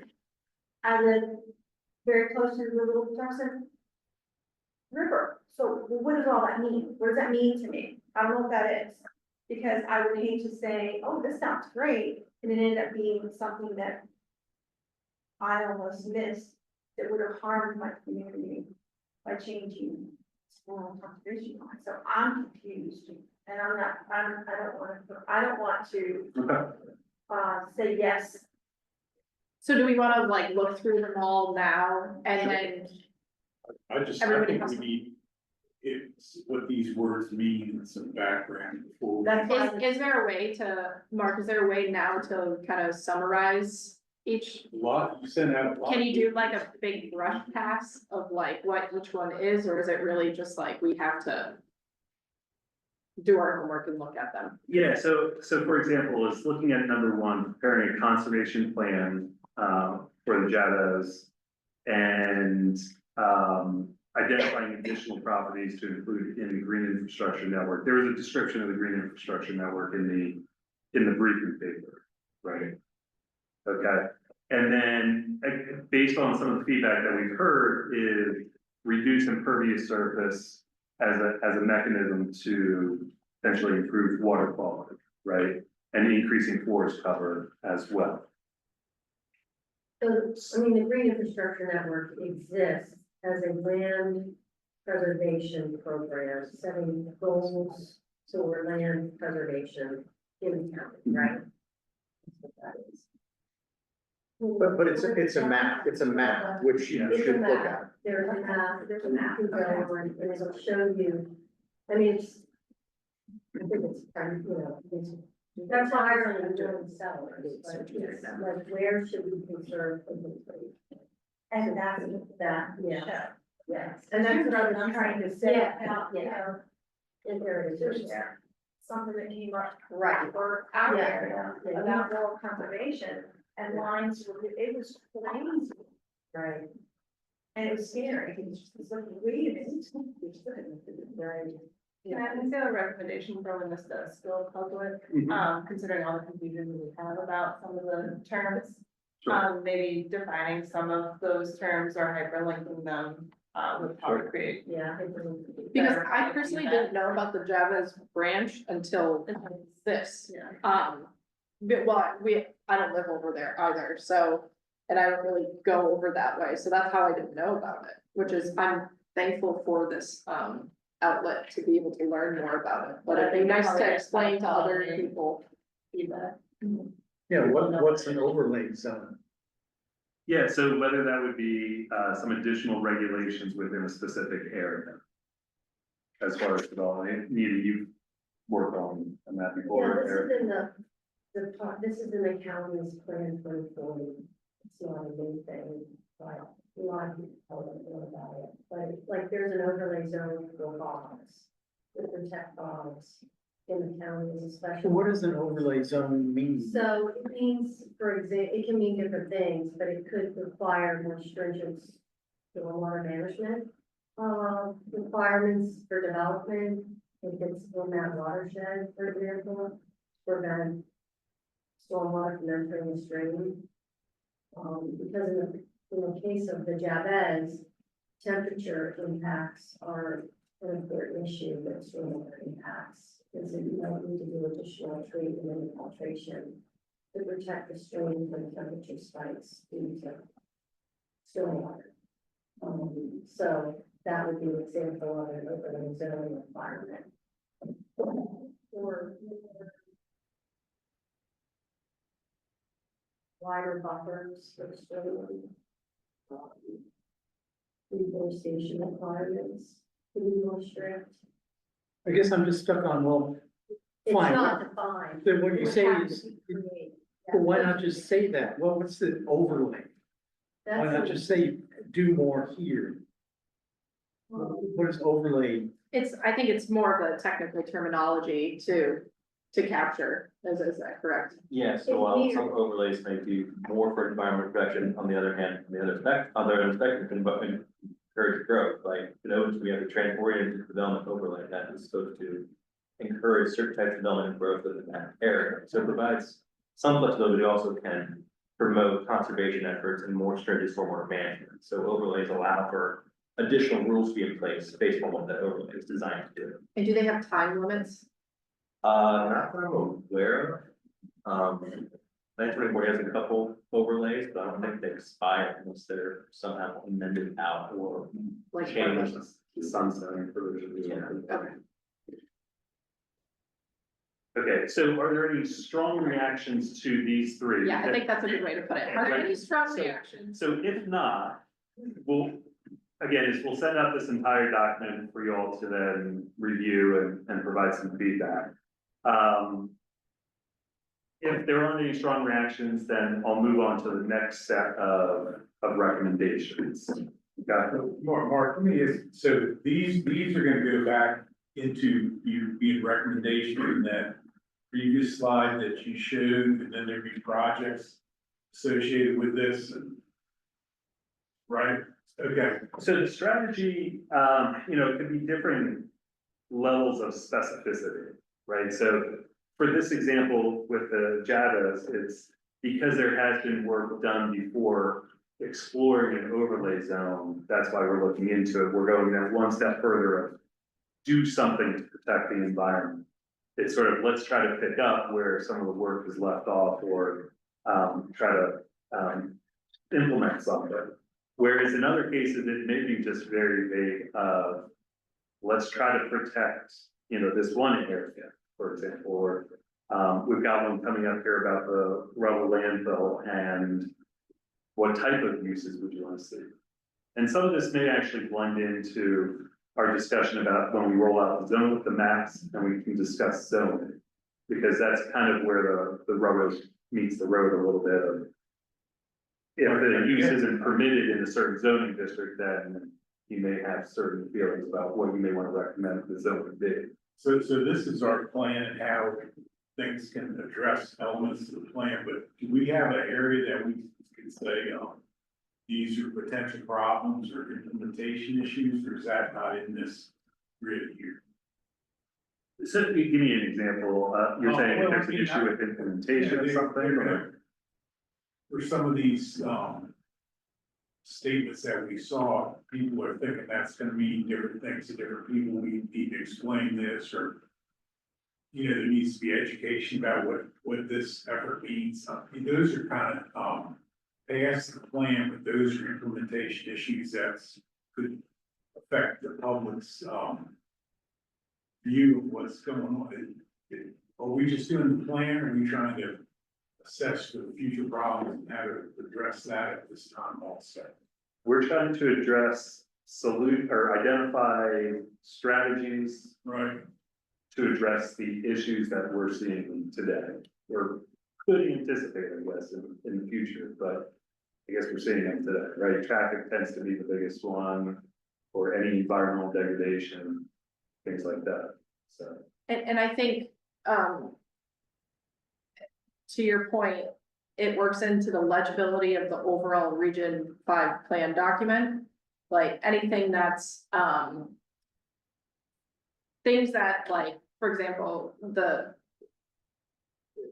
Jarvis Branch overlay zone, is there, when that document actually comes out, I think our group is saying it'd be helpful that there's a footnote or something there, which I'm sure you guys would do anyway.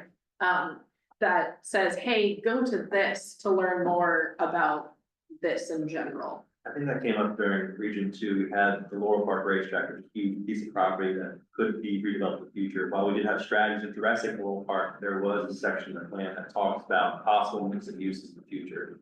So all the strategies will be with the plan, there will also be other parts of the plan that do discuss those strategies.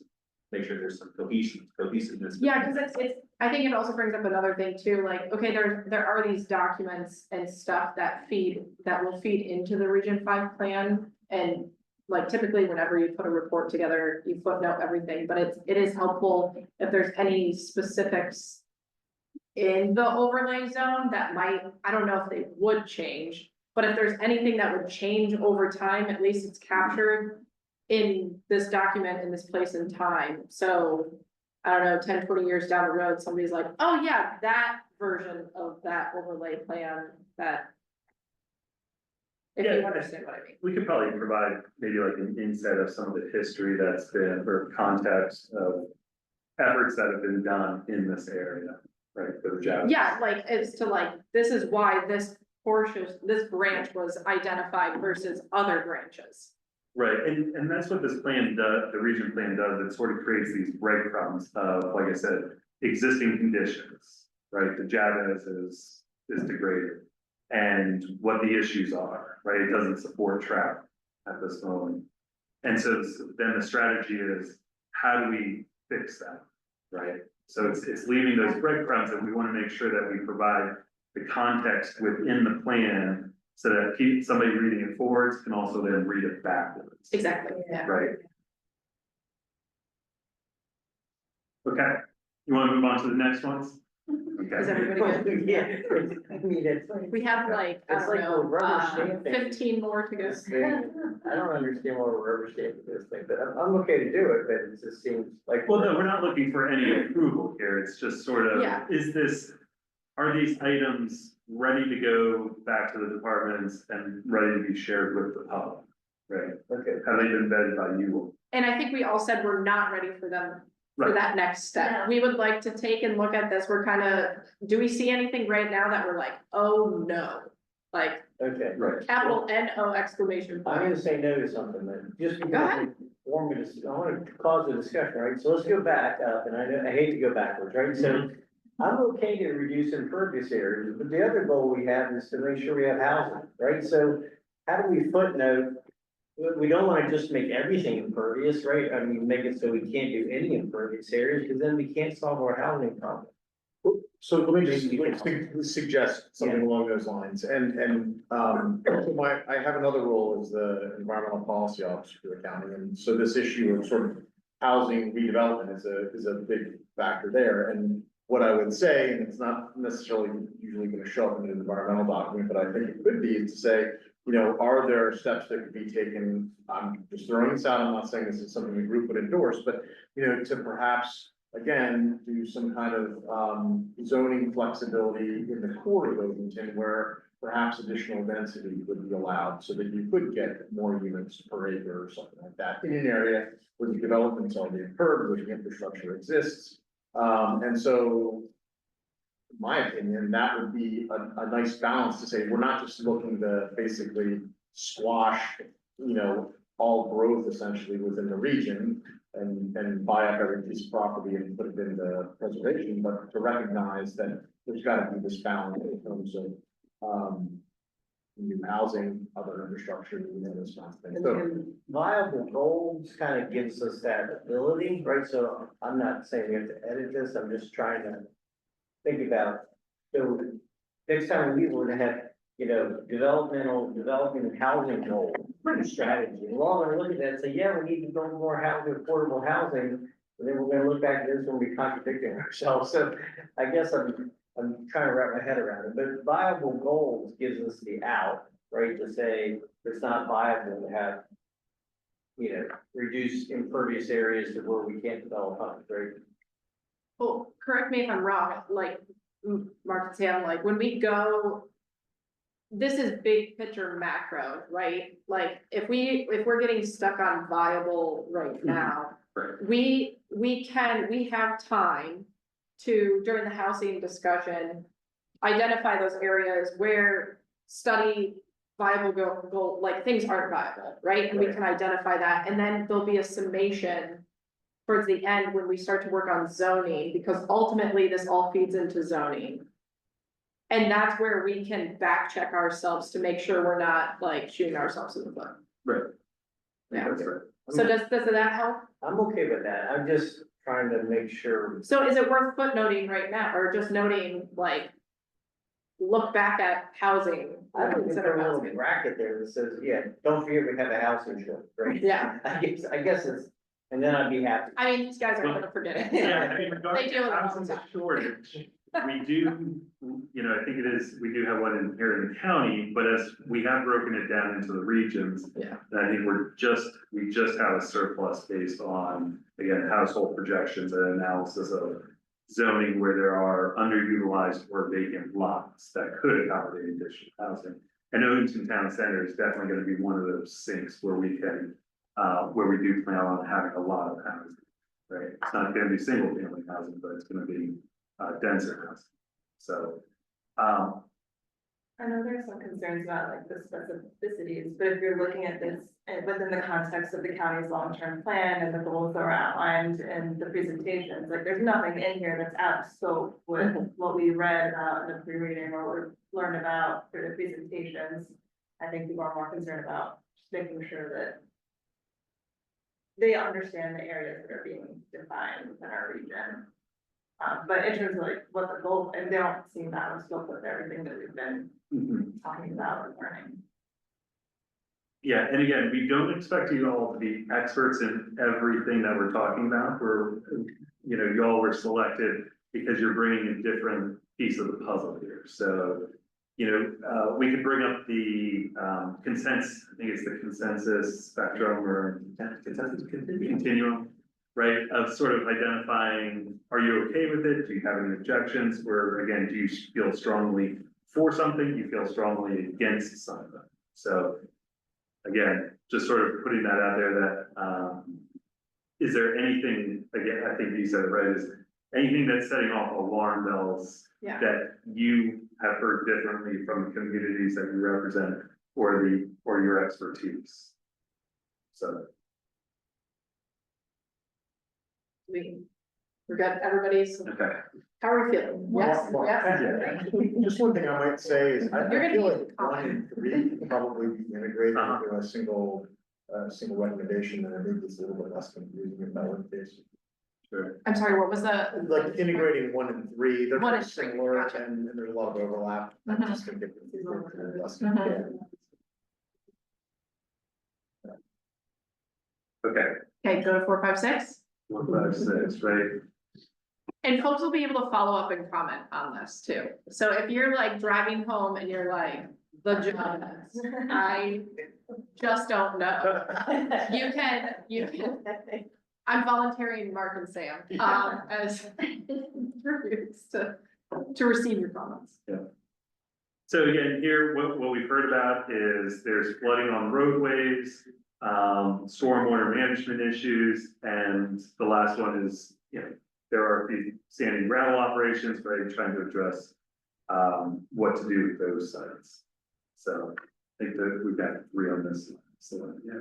Is, defense, sorry, I get confused at the extent of the region plan. Defense highway is part of it in, The boundary, so. it's the boundary. Yeah, so the southern boundary is Yeah. 450. So the portion that floods all the time is not in region 5, right? It might be, so you know where the BG right away that crosses, so where 450 intersects that BG right away is the bottom corner, so I believe that. Oh, part of it is then. Yeah, so Yeah. part of it, the majority of the flood area you're concerned is further within, I believe, regions 6 and 8. Gotcha, so we're like at the cusp. I'm sorry, I was interrupting somebody. Okay.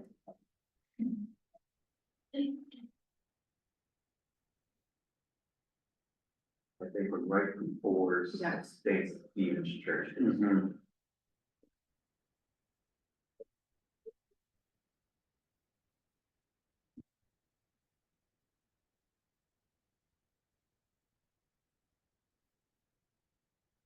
Cause I was just wondering if the first item on number 4 should include, Well, before I get excited about number 4, on behalf of my community, I want to know exactly what implement improvements to roads and bridges for Conway and Texas. I want to know exactly what that means. Because my community at large does not want any improvements to Texas Road. So I think there are subsequent steps to this. There's the planning, there's the feasibility, there's the public outreach, there's the engineering that we work with our partner departments on to identify what that looks like. So we're not saying at this point, for example, in Region 2 along Rockridge Road, there are gates that come down. We don't know if that's the best solution to, well, this is addressing risk of flooding necessarily, but we don't know what the actual solution is at this point. We could actually say plan, or study the feasibility of whatever type of techniques to address flooding, right? I don't think we need to get that specific here. It's just sort of capturing, we know that there's flooding in these areas. Let's identify those areas and let the experts then, through their planning process, feasibility process, engineering process, identify what the best solution is. Well, could you modify that statement to say, instead of implementing improvements, something along the lines of recommending feasibility studies and soliciting input from residents that would be affected by improvements to roads and bridges? Say that again, soliciting feedback from residents. Yeah, impacted residents, residents who would be impacted by these changes. less committal. Yeah. for like- Well, but I guess, are you saying that Thompson Road? To give a little backstory. I live in historic Woodwardville.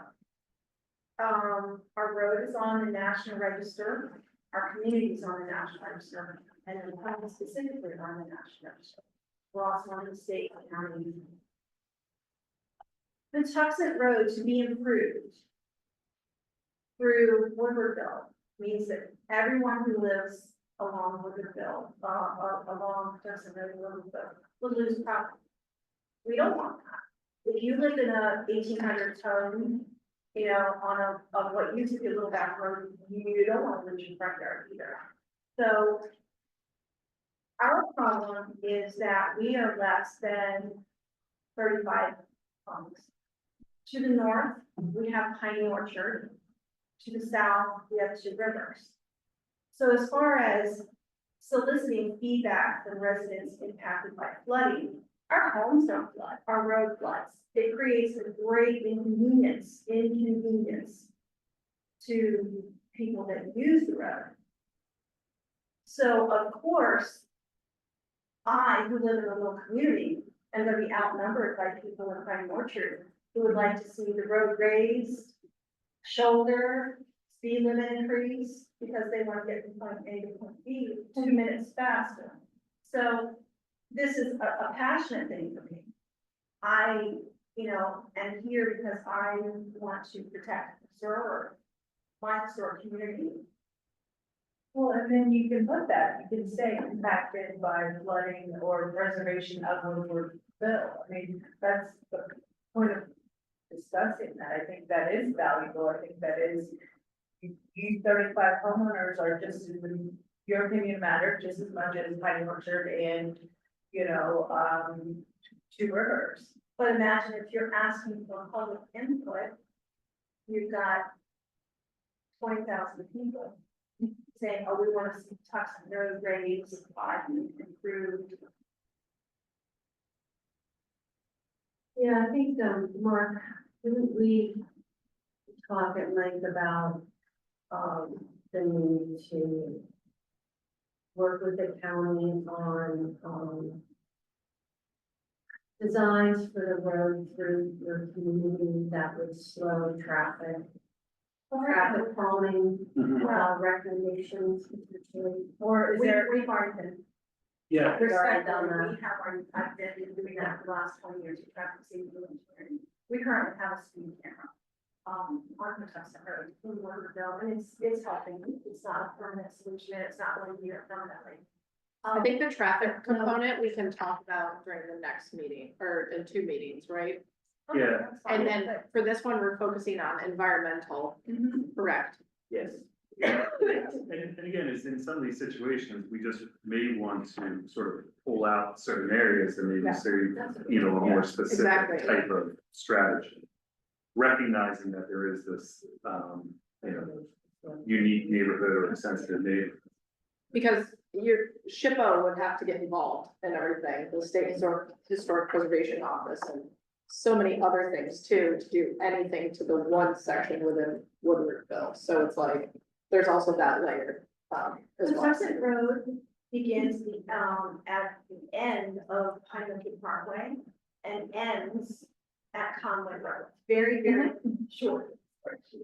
Yeah. It's very, very short. And you guys are The- one section the within that. entire length though is on the national. Oh, the entire length from Piney Orchard all the way to Conway? So I would have expected it to be at the extensive Woodward I'm Bill, with you, I'm with what Yeah. you're saying. because that's usually how they identify. Well, if the county acquires, Chesapeake Terrace from landfill to create a nice park. yeah, could they do a bypass or add like a recommendation to go around Woodwardville, like? I know Not this is really, all. because, you have to look, we're really skinny. So to our, let me make sure I get this right, to our west is Tucson Wildlife Refuge, Amtrak. So you got Woodwardville, literally Amtrak, Tucson Wildlife Refuge, all the way out to Florida. On the other side, we've got the cluster. It's wetlands, little Tucson River. So there's no, we're squeezed really tightly. But we're not solving the problem here. Yeah, We're getting the big macro, these are visioning. Yeah. These are visioning, individual visioning statements for issues that we want to see implemented into the Region 5 plan. So I think we're starting to get a little too into it. So if we could maybe back out a little bit and start to think of like maybe keywords that would help us kind of get like forward in the effort. Does that make sense for folks and does it feel good? Sure, I understand. Yeah, the line item specifically says Tucson Road and Conway. So. Yeah, I yeah. have to speak up because I'm not. Totally. Here for me, I'm representing. Yeah, no, and as you should, and I don't mean to like hamper your voice by any means, but I more so see, like, right now, we're on just 4, and we have, 14 plus more to go too, and we're going to have additional comments on this, so is it we have heard folks' opinion on this. If you have follow-up wordsmithing that you might like to see, and based off of other instances or, history that you have on that whole corridor and everything. Is it worth like, identifying those in a follow-up, and if we have to have greater discussion for the next one, next meeting or something, can we follow up? Yeah, pending, if we have time for it. Yeah. Right, is we do have some deadlines that we have to meet. Yeah. And again, this will be reviewed several times by several entities, so. And I think what Mark has found there is definitely, it's agreeable. It does. Mhm. Thank you.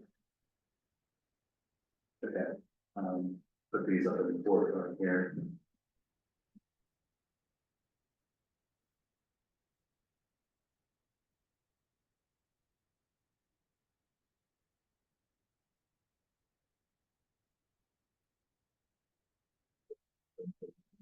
Picture spring, yeah. That's been moved, right? The Towsers brand is on the west side of the dairy farm, right? Okay. And it runs basically parallel to like. BG.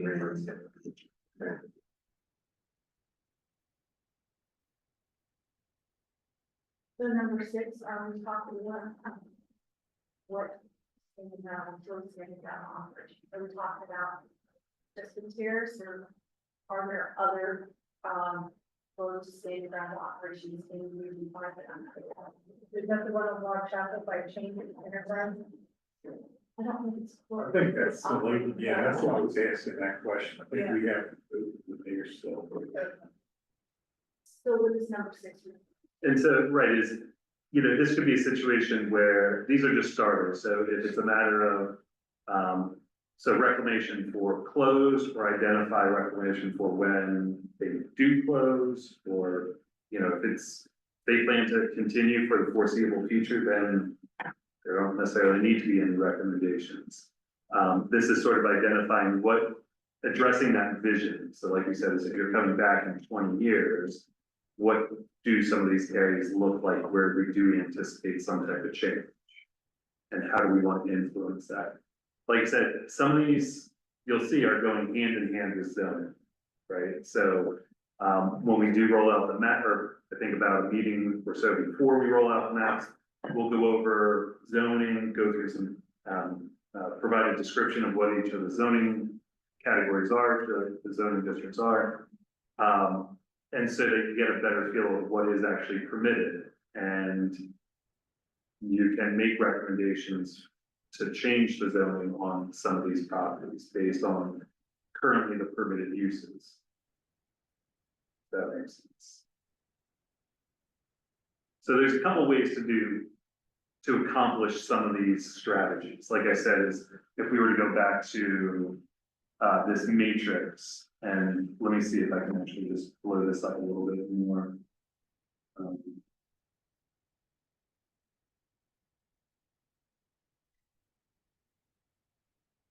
Right, so we've got capital improvements, financial strategy, legislation, operational procedure, public information, planning study, program or policy initiative, resource inventory and management. So there may be different ways to get at this, right? Whether it's zoning, whether it's the county could acquire a certain property. Okay. But again, the idea is, at least through these strategies, get the ball rolling in this, using this one tool in the toolbox.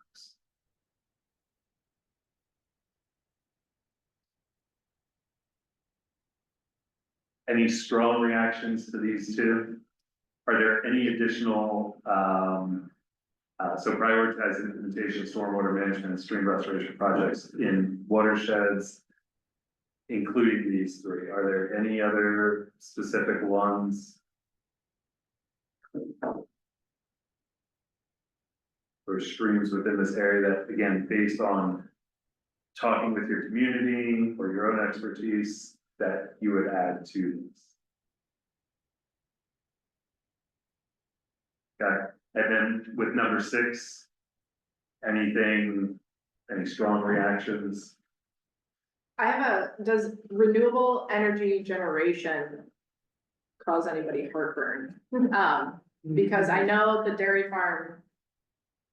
It's a catch-22 with solar panels, but, is there anything that we would like to add to the statement that's like, I don't know, to be sensitive to watershed areas or something of that nature? That picks up on the concerns that I know I've heard, a little bit about, like the concerns of having the panels and the runoff from the dairy farm and so on and so forth.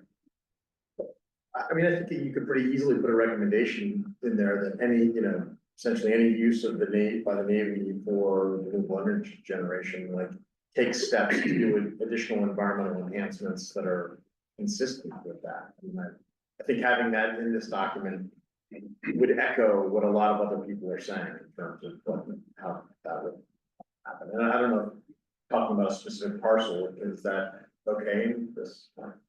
Well, Yeah, specific parcel noted later here, so. Yeah, I think for this one, you got 2 different subjects. You got one subject, what are we gonna do when we close the landfills? And the other subject is, what are we gonna do with, the dairy farm, which is not a landfill, but it's gonna have renewable energy. Now, there's a lot of renewable energy stuff on landfill caps. That's a common practice, that's a different situation than you have for the dairy farm right now. And the citizens that I've talked to are expressing concerns that, there's gonna be environmental damage to the land under the solar panels. That's gonna prevent the future land. brownfield, is that a better, like, So, How would we, just add or implement here, if we're forward thinking, and I'm thinking about Chester Terrace. We don't know what's gonna happen with that. It's supposed to be a landfill, but that's a hot mess. If it is actually, a sand and gravel operation, if he had his permit, he would have to fill all of the area and do all this, but anyway, I won't go there. My concern with that particular property in our area, because it's 500 acres, we don't know what's going to happen with it. It's right next to the wildlife refuge. So I wouldn't think that, renewable energy generation next to the wildlife refuge. I mean, I realize wildlife refuge is federal. And we're talking about county. Am I making sense?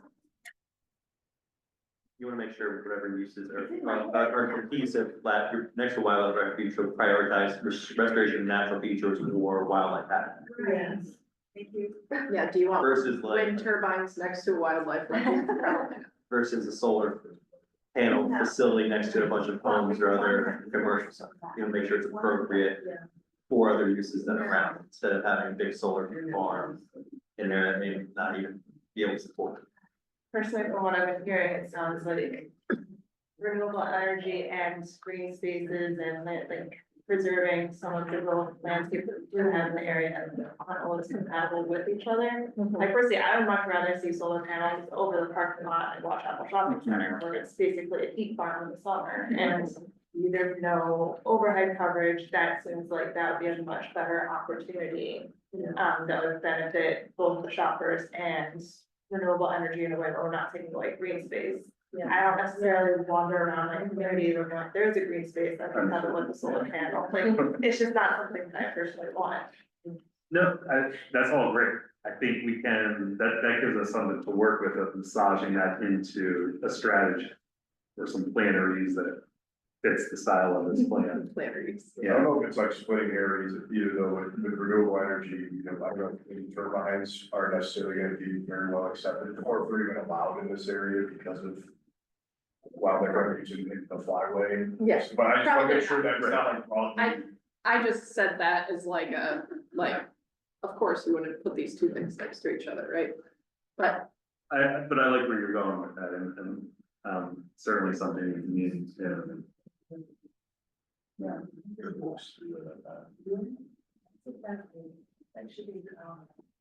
Okay. So the next one, the reason I wanted to pick this one down here is so that you could then see partner with DOD to conserve rural agricultural landscape of Naval Academy. Now at the dairy farm. So again, from what we understand from the county executive, it supports renewable energy on the dairy farm, but also if there's an opportunity for public benefit. That's, I know, Charlie, you were looking for a white paper. I think that's it at this point. And so, we do have this one and then another one here in parks.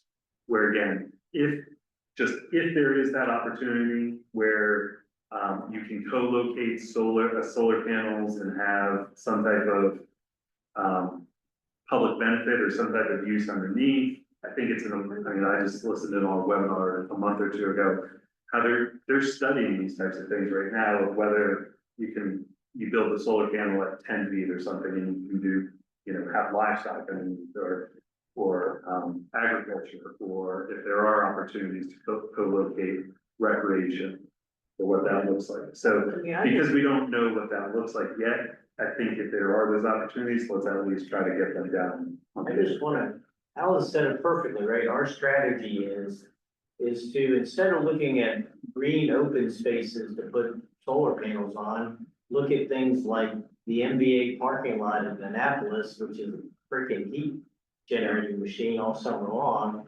instead of green spaces, right? I mean, Alice said that's our strategy, right? Don't jeopardize green spaces when you have asphalt all over the county, maybe we can put panels, right? I think advertise the child into a car seat after your car is in front of Watt Chapel Shopping Center for even just an hour in the summer. Like, it's horrible. And you've seen them where they put the panels 15 feet up and they actually give you shade over your car, right? So There's no trees. why in the hell would we destroy farmland that can never be recreated? And we can put panels up in the NBA parking lot in Annapolis, right? I would encourage you to think about whatever words you just said and think of them for your visioning statement. Or just wrote them. Sorry. Do we get any DOB grants from the county for like mitigation of that property? And they do it for like noise up here and your air bases, and that there are some like logical grants from the DOB. I don't know. So the OTC, our ex-officio Chad Jones, he's the spokesperson for me. The Army does look to support and be good neighbors with the county. They do engage with the county for projects that could help their mission.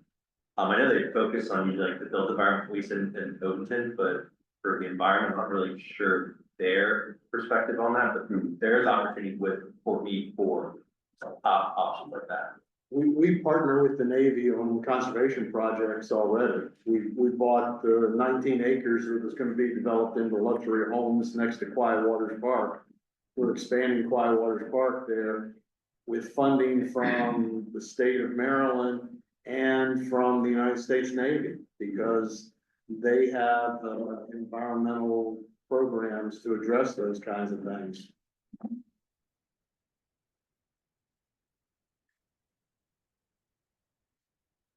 Have you ever been to the IKEA in College Park? It used to be just an open parking lot, and now they have built those covers with the solar panels. Yeah, so you get shade and I don't know who gets power. I mean, there's a reason why there are ruts on the way out of Waugh Chapel on the asphalt, because of the hot tires on the asphalt, like, So the other thing we can do within this plan is, I do believe that we have a couple strategies within Plan 2040 that address some of these things these issues that wouldn't necessarily pertain just to Region 5. That we'd want to do it countywide as well. But But this is something that we can echo within the plan that says, again, during discussions, the SAC, again, wants to echo these recommendations in Plan 24. Again, just to give more of your voice to the plan about what you all have discussed and what's important. Okay, so, when we were talking about number 7, I think we were talking about 2 different things about what shouldn't happen on the dairy farm, whereas this is trying to say what could or should happen on the dairy farm versus what should be happening elsewhere within the region and really the county. So, any objection to number 7 at this point? Not an objection, Mark, but Okay. maybe it's strengthening Uh-huh. the statement to, like conserving the rural and agricultural landscape, but also, providing public outdoor recreation access, even passive outdoor recreation access, and ensuring that the farm is not a source of sediment nutrient pollution to the South River and Severn River. Little the touch, toxic, little the touch. toxic watersheds.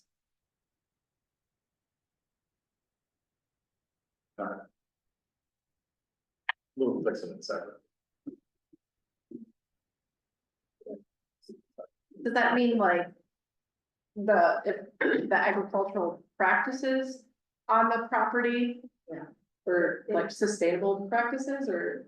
Yeah, the, whatever best management practices they have on there now is not sufficient, is insufficient. It's resulting, we still have a tremendous sediment runoff from the farm into the streams that go to the rivers. It goes back to Aaron's map of the farm, which showed where we'd love to see reforestation, for example, because the soils are highly erodible and we basically have chocolate milk.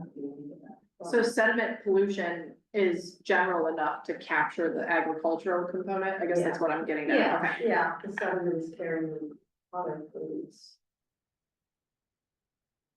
And correct me if I'm wrong, but the farm is still under, but the town still has a lease on the farm. I think it's year to year at this point. I wasn't really there.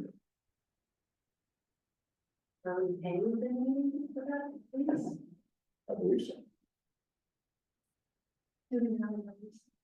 He said it's year to year. No, there's 2 leases. The farmer's leasing it from the county, and the county's leasing it from the Navy. Right, so I was talking about that, or you were saying the farm lease is year to year? I think so. Yeah. That But one the is county covered, that lease- one's covered. The county leases. Right, but they may be renewing it year to year while it's in sort of this limbo phase. But the county lease is for 2035. for 2025.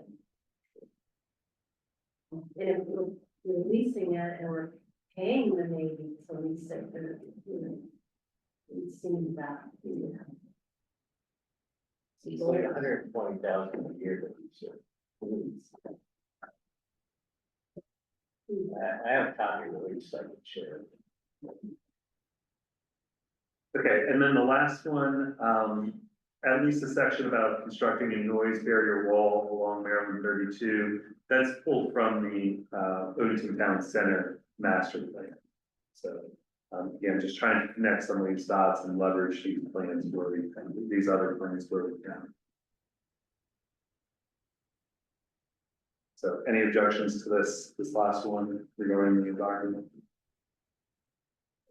Okay. Moving on to healthy communities, I just got that section highlighted because I just wanted to note that some of the comments that we heard, again, through the public comment period, during outreach, community gardens, archery, natural areas, dog park, picnic areas, playground and fitness trail and pickleball were a couple of these sort of amenities or programming that people would like to see in these parks. So I think what we had heard last month was water access along the Patuxent River, Little Patuxent, again, based on some potential issues with parking. Bruce, I mean, in this, what we talked about last month was people are using certain areas for recreation, even though they're not designated as such. And there aren't facilities for them. So is there an opportunity to create a facility that's safe? So parking areas, trash, restrooms of some sort. Does that make sense? To at least put in this plan, again, based on some of the feedback we heard last month.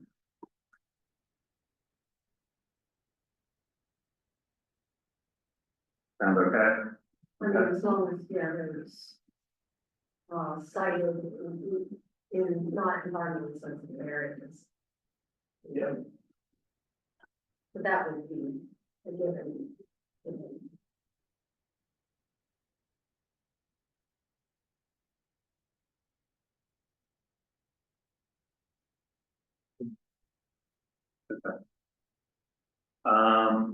Something that, again, we've seen, pop up over the last few months was parcel O in the Two Rivers community. Sort of singling this one property out. But again, whatever the appetite is of the SAC, if you all have recommendations, to include within this plan. Where is parcel? Oh, Is there anyone here that is representing Two Rivers? Not at the moment, no. I mean, I understood when it started that there was going to be, and I've not figured out who that person is yet. Correct, we do not have anyone from Two Rivers at the moment.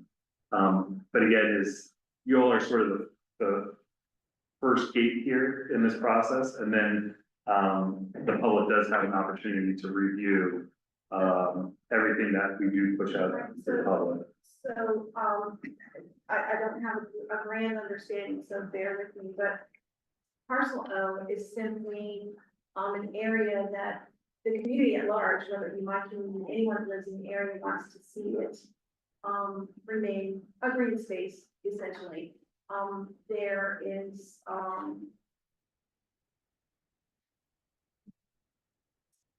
there are rumblings that the, developers want to, rezone that and build. So Two Rivers and the community at large, does want to see that remain, as it was specified when Two Rivers was developed, is currently still specified, hasn't changed yet. So I think with this, I don't know where this came from. I'm assuming it came from, was it online input? or- Correct, yep. Okay, so, so that would be what you would be supporting, is just that particular parcel cannot be rezoned or developed, but it would be left to be in green space, park space, whatever their agreement, with developing the property, whatever their original agreement was. Who owns it? Two Rivers. Was this the parcel they had a hearing? That's at the Crofton Library in Wanda? Correct. Right, so has the developer put a proposal to do something? Just from that community meeting that they have, To my So no. knowledge, that's all that it's been correct, to, as of like now. correct. It doesn't mean that next week there won't be. So it's filing, so what is it zone now? It should be RA. I just don't know. Would they have submitted an application for They rezoning? would- So it's R2, right, for a majority of property. But it's also part of it's the P, it's part of the PUD plan, development. Right, it was meant to be amenities for the residents in Two Rivers. But there's a proposal to do additional homes on that side. So, and then the current zoning supports that, it's R2, right? it does, right, so homes at 2 units, roughly 2 units per acre. Could it be? Or I'm sorry, No, they were- whatever the planned unit development, yeah. Right. Yeah, They want to add 300 additional. So could we make a recommendation to change it, the zoning code? well, so. That's what I'm sort of suggesting here too, is we have a couple ways to tackle some of these issues. One could be, a potential rezoning when we get to that step in the springtime. Or we can also lay out certain ideas, within the document that can then help inform some of the decision making as we go along. So could, if that was an option, we could possibly recommend that, you know, the county might be able to buy it if it's gonna be a recreational area. It doesn't the trail run around there, tie it with them? The trail is right here to the northwest, right? And again, when we identify these strategies, it doesn't necessarily mean that they will all be implemented. It is, I like to look at it as the menu of potential items that our decision makers can take hold of and, like I said, be implemented in a variety of ways. Or they may not get implemented in the next 10 or 20 years for a variety of reasons. So again, the idea is, I think you said, Christina, was just kind of throw some stuff at the wall and we'll do some refining over the next several months and go from there. And hopefully in the future, somebody picks up the breadcrumb. Yeah, right. Or it helps in, you know, so when we do development reviews, for example, and I'll back up to explain what that means is a developer has an idea of what they want to do on their property. They submit an application identifying where they want to build, where they want to preserve areas. That application gets sent to 14, 17 departments, something like that. And each department reviews that project within their purview. So for example, when the long range planning division within the Office of Planning and Zoning, of which Sam and I are in, we get that application and we review it against our master plans. And so if this plan were adopted and it says, we want to see a natural area or some type of park on that land, our review that gets then sent to another department that collects all the reviews, we would say, this proposal is not consistent with the Region 5 plan, which says that this area should stay as a natural area or should be a park. And that gets figured into then the review. So your department would throw up a red flag and be like. Right, and say it's not consistent with this publicly vetted document. Which is publicly vetted, hard to argue with, Right, presumably. right. Sometimes it's, you know, I do, again, just want to preface, it's not always a democracy, right, Yeah. in the situation, right? It's, We can all be optimistic and hopeful. you know, Lisa, I picked up on what you said before, is Woodwardville is a small community and you're surrounded by all these other hundreds of thousands of homes and you'll be outvoted.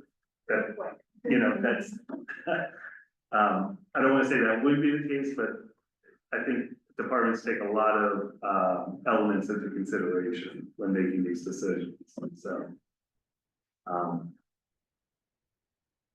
Okay, so looking at number 2, any heartburn over that one before moving on to number 3, which is Scott, right? Bruce, I know this kind of opens the door and,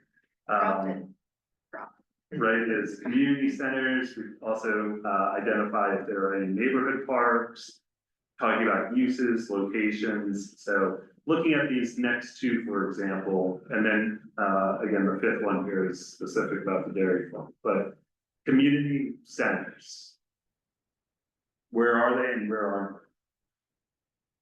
Where do they need to be? And what, so maybe I need to be more specific too, is, you know, a community center that has what type of uses as well. Uses for teenagers, there's nothing for them here. The, You have the senior centers and what are they gonna be doing in the park? yeah, so not too far away from the ocean is the Severn Intergenerational Center. Bruce, that was a Rec and Parks project. No, aging facility.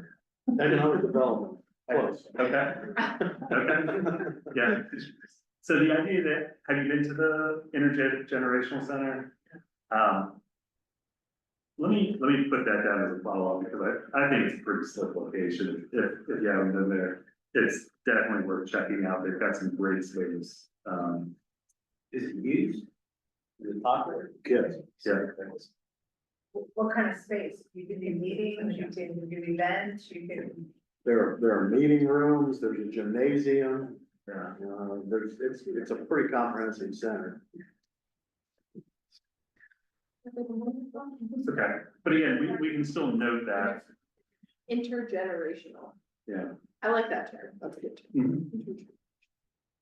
I mean, we're meeting in the O'Malley Senior Activity Center, Right. and not just the senior center, activity center, I like that too. It'd be nice to see something for teenagers or even an indoor use space kind of tied down to the Gork Park area. That is very well, I know like they're went through a whole lot of updates, but it is very well used space. And at a certain point, that park kind of becomes teen hour, and the little kids that are playing their field kind of get pushed aside. So it'd be nice for there to be a place where little kids could play, but also teenagers could have a space that they can walk to, especially since a lot of them have peers playing football or baseball. We have siblings of all different ages, so needing something there that meets the wide range of age groups there. And even if there's an indoor space there for indoor recreation. I think that same piggyback for Bell Branch. Just because I know Gork is used so much for sports, Bell Branch is so heavily used for sports that it'd be nice to have covered space inside space, something, You already have the parking infrastructure there. yeah. Granted, parking there is kind of difficult during peak sports season, but I'd like to add Crofton. I think it's a intergenerational center in Crofton, because there's, to my knowledge, there's just the library that kind of serves that purpose at the moment. And there's nothing else so teenagers, kids, adults, seniors, everybody could use something. Part of Gamble's is in between Dairy Farm and Gork Park. In terms of things that you can easily access or walk to, we have Four Seasons Elementary School and the private Wall Chapel Swimming Club. But other than that, there's not a lot. Until you get to Gork Park that you can easily access. In both of those communities. I know the 1970s portion of Gamble's is non-HOA, the 1990s portion is HOA, but I don't know that it includes amenities or something.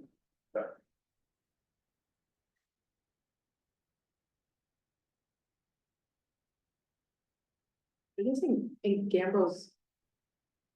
Maybe by Waugh Chapel, it's kind of funky because you've got so many townhouses there. It's so dense, but you're also immediately adjacent to the shopping center.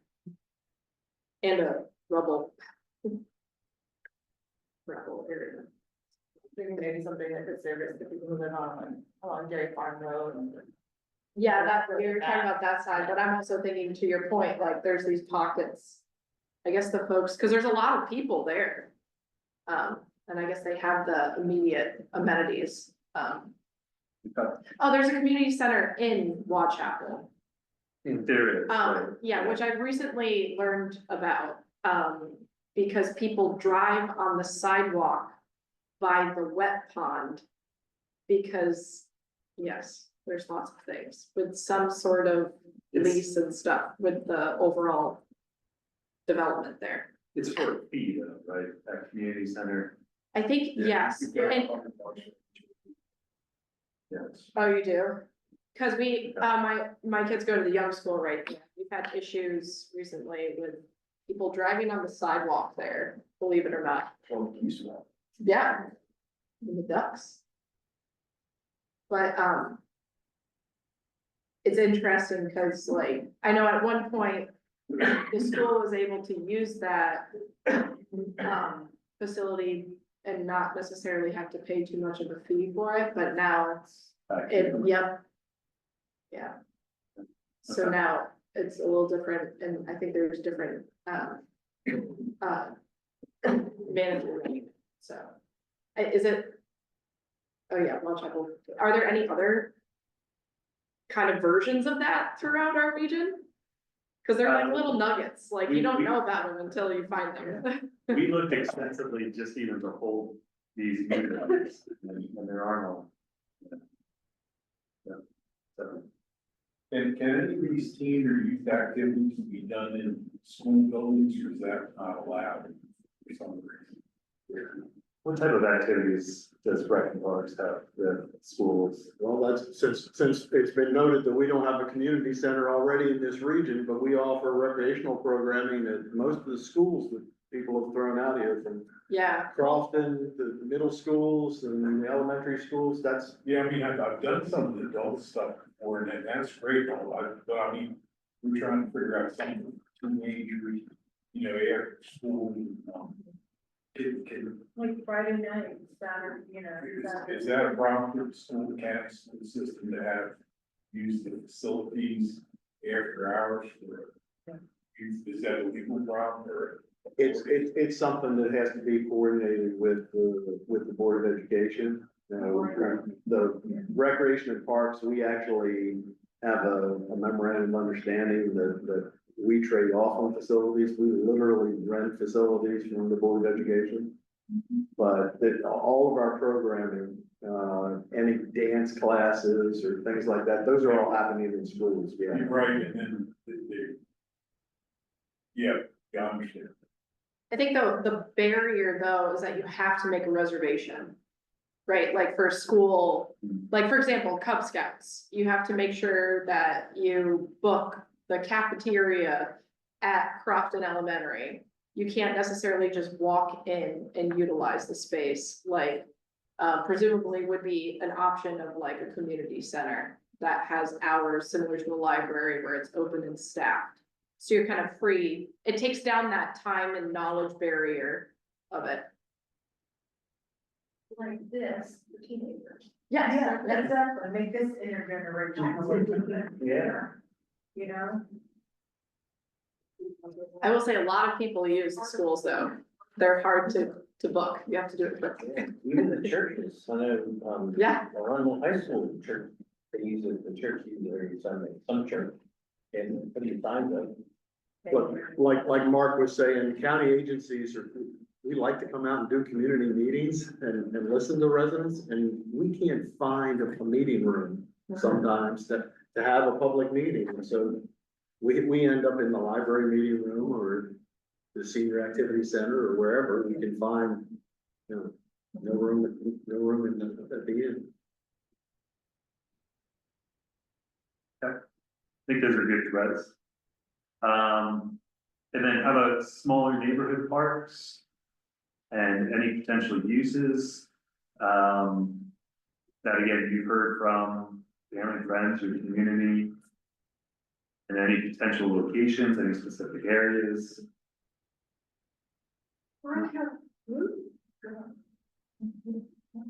Bruce Avenue at the end, it ends. And What's the then name of it? Bruce Avenue, Bruce. there's like a green, like just patch of land. Do you have a cross street by any chance? When you say end, Queen Anne maybe, Queen Anne Avenue. And then it comes down by what is that, Chapel Gate, I think, it backs up there, there's like a whole big something. For parallel to the power lines. Yeah. Yeah, I think I see what you're talking about. John Hopkins' birthplace, I'm gonna put that there. 13 acres, and it's screaming for somebody to buy it. For the house that's apparently gonna fall down. It is horrible. I've taken 2 clients through that house and I'm terrified that they're gonna fall through the floor. Is the county moving on that old mental institution area? Yes. There's a big plan that came out of that too. There's a whole website. okay, so Around yeah, that. that's region 6, Yeah. and they're working through the master plan. That, have you looked at the master or the they have a whole page dedicated to it. It's really interesting. The more you said birthplace, just because John Hopkins, Oh. we don't want to take the whole hospital. And I guess I did skim that, I'm guilty of skipping that. I do have a question though about the Tuxton Ponds Park on Tuxton Road. I don't really understand exactly where the boundaries for that are. I know it's very tiny. And I was in touch with, someone from Parks and Rec, sorry, I don't remember the woman's name. And she did have a park ranger come out and a little bit was done, over the summer as far as, repainting lines and I just feel like that little park could be better utilized. I'm not saying that it's a place for 100 people to show up on Saturday, but it's very neglected. And I don't know if that would be, because I mean, it's already a park. If that's something I can follow up with you about later, or is that something that we should add here? Sorry, I mean, because it already exists, I'm sorry, I just developed small neighborhood park. We have a park that's not utilized and is neglected. Yeah, so what type of uses or how do you see it being used in the future? I'm not entirely sure what the boundaries, of. Whereabouts is, The Tuxton Ponds? Is Park. Tuxton Road. it north or south? Going Southeast. It is one of the parks that is in a current study for an increase in water access opportunities. Records. So we're looking at, Access water. well, because it's adjacent to the trail. Oh, I see. So we're talking more like canoe marshland kind of water access? That's cool. It used to be fishing also. It did, it's just, it's so overgrown, and I just don't know like how far off of the actual park boundaries go, I don't know. So I can't speak to it, I just know that it's underutilized and neglected. I want to add Indian Landing. What a beautiful park, but they're parking. You know what I'm talking about, Indian Landing? Indian Landing, reserve, where they have the nature trails. That's part of, shore, lake, whatever it is,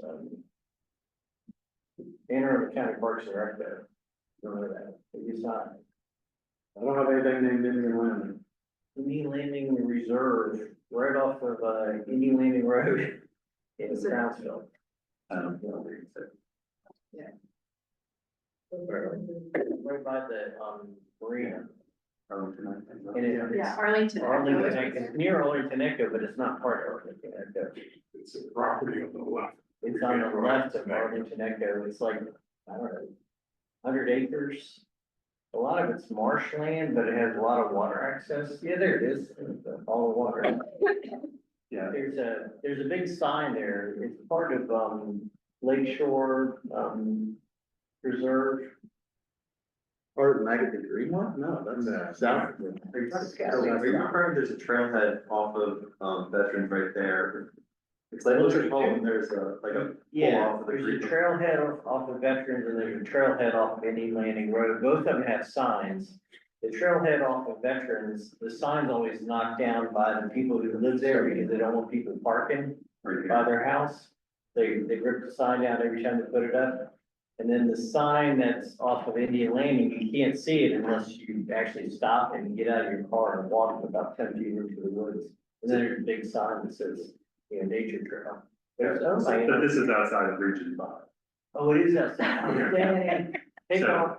So I'm gonna pull us back in here to, again, just as a reminder, Look it up when you get to work. Region 5 is North Oakton, Route 3, just to the east of the triangle, quite a bit here. And I think it actually goes along the power line right away, and then 450 to the south. Okay. So, again, we have a few more here, so in the interest of time, I think if we could kind of move through these a little quicker. Any other thoughts here? Again, we will send this out to you and look for some additional feedback. So again, if you're driving home, I think like Christina said, and something pops into your head, hold on to it, email it to us. Or we'll set up a system of how you can provide some feedback. I have a fast Okay. question. Did you say that it's being studied or considered for Tuxpan?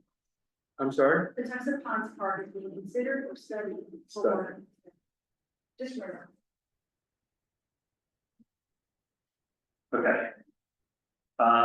So again, back to the dairy farm, looking at potential uses for the site, and again. Multi-generational. You know, treading lightly because we don't know what is, you know, proposed at this moment, or what the extent of. The impact to the site, but again, if there is that opportunity for, like the county executive has said, some type of public benefit. If there's an opportunity to use a list.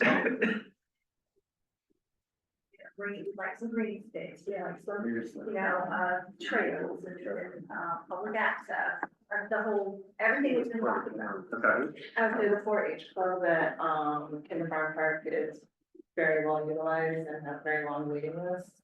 Something similar, like a 4-H club, who's there would be.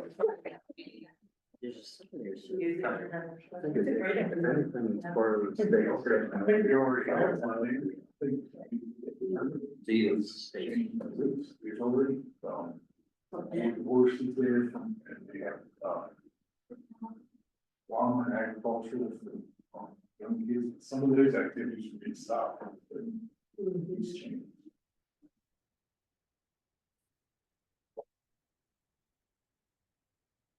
I don't know if that's a word, but you heard it here first, if it catches on, okay? Sounds like Larry. All right, so we can sort of comb through a lot of what we talked about in the uses that have sort of risen to the top here of the conversation. It doesn't need to be an exhaustive list here, especially for tonight's discussion. I think, like Bruce had mentioned, the Odenton, it's called the Odenton Community Park, right? And the first phase is what's going to bid shortly, correct? Correct. The second phase is sort of TBD at this point. So there is, again, some opportunity to help inform what some of those a future phase could look like. But actually, it's already in a master plan. It is already, okay, so, and it's amphitheater. And a dog park. Yeah. Are they putting pickleball courts? So what other amenities or, that's it.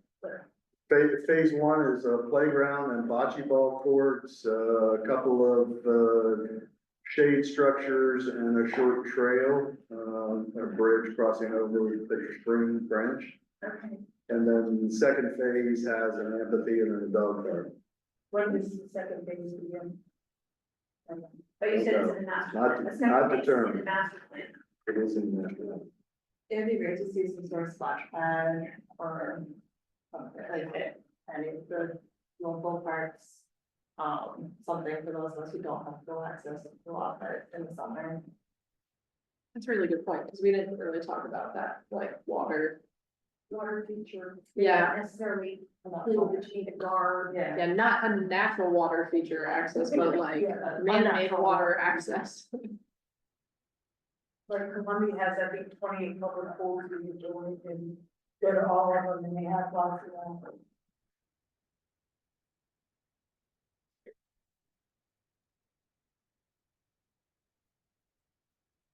Pretty just a side note Water there. feature. Yeah, I want splash pad, like I know some communities have splash pad, yeah, I know. You don't need a lifeguard, it's not. Right, you don't have to hire or, you know. Sometimes you're just part of like. And part of Crawford the Park. council. Is that a done deal at this point? As far as influencing or? Oh, no. I mean, there will be opportunities for more public input on that, but I mean. So now people go to the library and. You know what we're out there. Okay. Are you looking for additional feedback? Would it be helpful if any of you, if we were to discuss this and identify any potential uses, did that help anything in the future for your grant? So we'll have a design before your process is finished. Yeah. Okay, Are there any indoor facilities ever recommended? At Crofton Park? Yeah, cause I will say, I feel like in our, like, portion of Region 5 in Crofton, we have to go over 3 to get to anything, or to Annapolis, to get to like any sort of, not necessarily within Parks and Rec, but any sort of, year-round facility, I guess would be the best way to describe it. I guess the high school now has turf fields. And there's the turf fields at Bell Branch, but just thinking of like soccer year-round, where do you go? Well, you will go to South Shore Park, which is a new park that's being developed in Crownsman. There'll be a field house with an indoor soccer field there. Gotcha. But we don't have at present any comparable facility. So that'll be the first one, Yes. and hopefully the first of many. There is a private indoor field, Yeah, they're all private though, that's what, Right. you know, that's what kind of sucks. Yeah, Okay, and then the last two here, looking at trails and where we can connect neighborhoods and points of interest. I think Alice, you had mentioned this at the last meeting, and we've heard a little bit here tonight. That folks are very proud of where they live in these neighborhoods, but sometimes you can't always get to other neighborhoods. So again, looking at trails, because when we talk about transportation is where we can also talk about them sidewalks. So I know you also think about them in the same conversation. there's no way to get out of the Crofton Triangle safely, right? What did you say to Rydell? It's tough. You Yeah. have to go all the way down to the high school or all the way back to To the the elementary elementary school. school, There's nothing at Arundel can. to get over to the library, so connecting amenities in the triangle over to the Crofton Library. And maybe the future site of a community center in Crofton. That once was in master plan. And I don't know if anybody else has anything like that. I think the high school is kind of in the same route too, where it's like on an island, and hasn't been connected. Crofton High School. Yeah,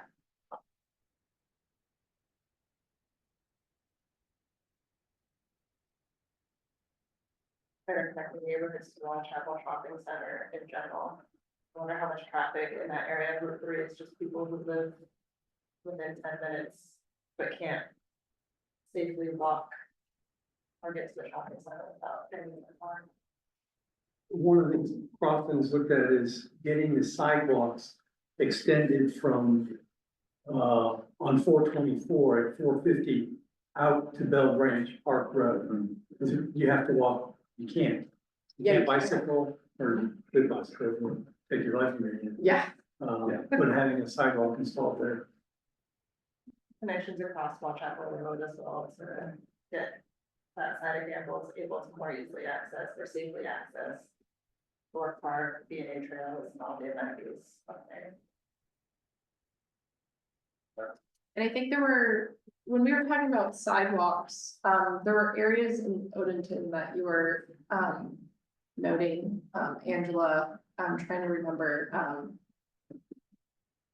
Yeah, but it's hard, like. oh, it's to the Mark Station, that's what it was. Yeah, it's to the Mark Station, it was, addressing the trail connection, of Wall Chapel. And they want to go over Penny Orchard, we kind of talked about earlier. And then, we were talking about, what was it, sidewalks, or, Is it Old Old Chapel Road, the one that leads up to? what didn't you say, they were, one of you said something about that, they're gonna be addressing. Where the WBNA trail crosses Wall Wall Chapel, Chapel. at Old Wall Chapel. Yes, so he has that, that's one of the points I brought up, and then they were talking about.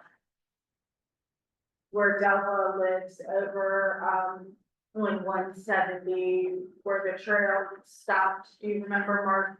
Julie Hummer was doing the skateboarding park, behind that. They wanted the Yeah. trail. Up in this area. And the green line that you do see here aren't necessarily existing trails, it's just a foundational layer of the proposed trails based on, Yes, plans other county departments may have. yeah, that's where Julie Hummer, all the kids with the skate park, they were looking at doing it right up there, yeah, by Academy Yard. Mark, when you talk about trails, I'm assuming you've got Sam coming to talk about transportation. Yes, Because I talk about recreational trails, sure. but Regional especially trail. here, you've got SUPs and sidewalks, which is Sam's department. Yeah. And for example, there's gonna be a shared use path that the state highway is developing on Crane Highway. That will intersect our recreational trails, but will address what I hear about how do you walk from this part of town to the other part. Yeah, and so some of the materials that we'll be pushing out to you all prior to a transportation meeting is the walking rule. Which, again, sort of has that same feel of what these region plans are going to be, is what are the existing conditions? What are the issues, and where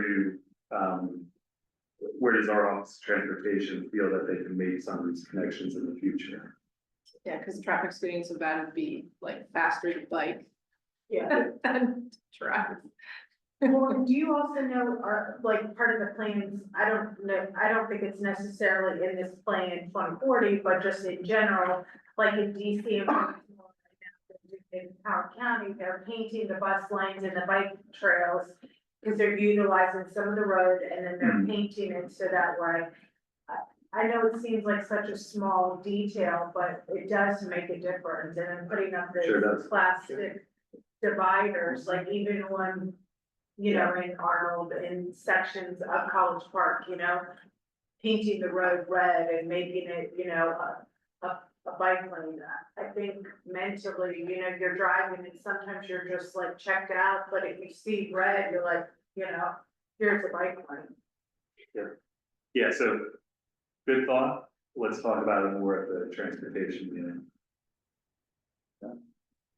Okay, so I think that's a good start, and a good list to go with, to get us to the next step.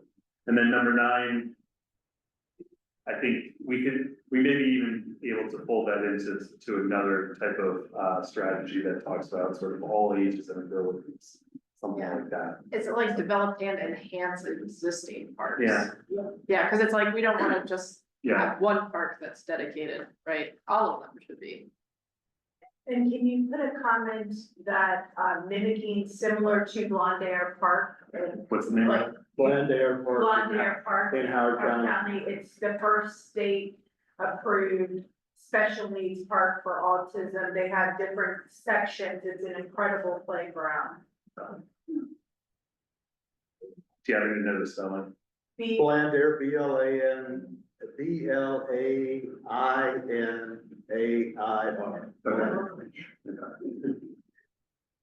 Okay.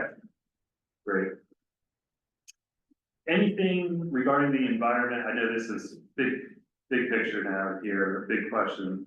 Is there anything that we didn't cover this evening that you've been sort of holding on to, seeing covered, and like, oh my gosh, there wasn't this strategy that addressed this thing? Anything jumping out at this moment?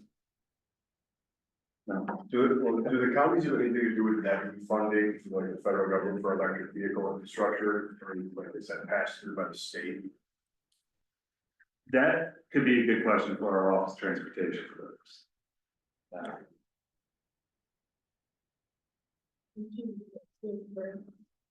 For the chargers, that your community association with platform. I don't know if they're still going on. Okay, Christine, good to move on. I think we're good. Again, this was just sort of meant to be a little sandbox. I think we got some stuff on paper, have some good direction of where to go next with these items. And how to follow up with you to ensure that you're comfortable with these strategies as well. Okay, so like we had discussed at the last meeting, we introduced you to, the vision statement and said that we would create roughly 3 draft vision statements. It's not meant for you to necessarily read them here. This is, the purpose here is just to give you an idea of what the Survey Monkey is going to look like.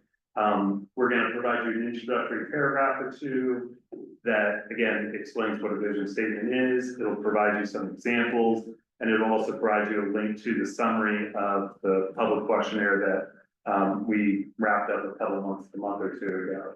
Then we identify 3 draft vision statements. It's really just meant to be a starting point. So which one do you like best to start from? And the idea would be, we then take whichever one and we put it up in a Google Doc, just like we did with these strategies. And we sort of walk through it together and make some edits on the fly at a subsequent meeting. So on the right hand side, or sorry, on the left hand side of your draft vision statements, on the right hand side, we just want you to rank them 1, 2, 3. And then we give you some open-ended comment boxes where we're just asking you, what did you like or dislike about each one, so that we have a better idea going into that meeting of how we need to tweak it and the direction we need to go. Okay, so be on the lookout for that Survey Monkey in one of these follow-up meetings. Okay, any questions on that? Like I said, just vote for it. We're just gonna take the top one and we're just gonna work from it from there. If you like stuff from whichever other 2, note those and we'll try to weave those in together. Okay. Okay, if there were any other questions on vision statement, I'll hand it back over to Christine. Okay, now I'd like to welcome public comment at this time. If you're interested in speaking, please raise your hand and state your name. We'll identify those members of the public in person and then identify those attending via Zoom. Please limit your comments to 2 minutes. If you would like to share more information, please email the Region 5 team at region5@aacounty.org. Okay. We'll go ahead and open up to the room. Go ahead, sir. Hi, my name is Andrew Murphy. I've lived in Overton for just over 20 years now. My family's been here for almost 30 years. I would like to thank this committee and the county reps who are here tonight for all that you are doing. The environment, the green areas around here are what we prize most about Region 5 and about Anne Arundel County in general. And it's very apparent to me that you are all earnestly working on this topic from all of your different perspectives. So I want to thank you and encourage you, keep going, keep doing it. That's all I have. Thank you. Okay. Anybody else? Okay. And there's no one on the line. Nobody on the line? Okay. That's one. Okay. Not just Joe. Joe, just Joe.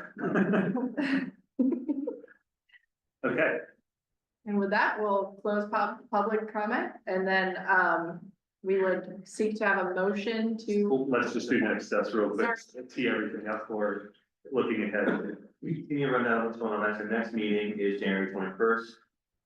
We're gonna get the Crawford Library this time. Topics gonna be housing in the Overton Town Center. February 13th, we're back at the Crawford Library. The topic for that is Maryland 3 corridor transportation and economic development. We have put 7:45 p.m. as the end time. The library's adjusted their meeting time to close strictly at 8. So for those of you who want to be efficient in our time, very not speeding, because we still want to have valuable discussion. We have a focused discussion so we can get through these topics. But again, because we want to be out and about in the entire region, we want to go to the library, but just note that we need to be focused on our discussions for those 2 meetings.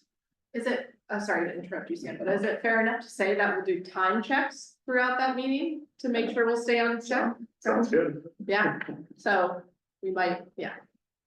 We move on to March. We're back here at the Mount Senior Center talking about schools. Thank you. Are we still getting together with Region 6? So yes, Region 6, February 13th was, we chose that date based on the availability of staff as well from from, administering Region 6 back. So, So February 13th, we will be in Region 6. Region 6, yeah. Finally, April, May TBD, those will be slated for our names and zone discussions, where we'll bust out the maps, we'll be gathering on the table, making those mapping recommendations. It's TBD because we need to discuss, and we can put this out as a doable layer about a Saturday meeting. What we found in previous SAC meetings, those Saturday meetings that we've held for those mapping discussions are way more effective, efficient, and we see as more enjoyable. We'll bring food, refreshments, and we'll all come bright-eyed, bushy-tailed, you know, we're not gonna be coming directly from work or fighting traffic to get here. So what we were gonna plan to do is kind of gauge the group, put a survey out later to set the official time and date. I just want to put that on the table for you guys and put that on your radar as something to expect. Is there an interest from you all to start, when we start our zoning discussion, to have our first meeting on Saturday morning? Are you all interested in that, or Saturday is just an absolute no-go for you all? Like Sam said, is in our experience, folks come a lot fresher to those meetings. We'll have bagels, orange juice. I will say, Grafton Library has the farmer's market Saturday mornings. Yeah. So just be careful with that. I don't know if they tell you that when you go to book, So but just know that. and the other thing that we would need to balance is libraries don't open until 10 o'clock on Saturdays. So that would be a later start, but we could also potentially find a location that would work sooner. We've often started at, say, 9 o'clock in other regions. It could involve us maybe meeting it at the county offices in Annapolis. If that's again, So you're thinking like 9 to noon on a Saturday? could be 9 to noon. Some folks, sometimes we get to a certain point, people are like, well, let's keep going. So, but we'll read the room. Yeah, so, and again, any concerns about meetings? Again, just putting out there as, we'll send out a doodle poll with some potential dates, but should we throw out some Saturday morning dates? Yeah, I'm sure. okay. As always, speaker information on the bottom. I did sneak in Eric's website, so it's on the recording, so anyone watching at home who watches later can go check out that. Apologize, Bruce, I did not put recreation parks, but they also have a website available. Any comments that people would provide at a later date, contact information is there. You guys can reach out to us. That. Yeah, any questions on the upcoming schedule? Okay. Now. I'm just getting ahead of myself. Do we have a motion to adjourn the meeting? I'll second. So we've got Angela, Nita, and, all in, sorry, now we need to vote. All in favor? Aye. Okay, all opposed? Okay, nobody opposes. Meeting adjourned at, what is it, 8:38 PM.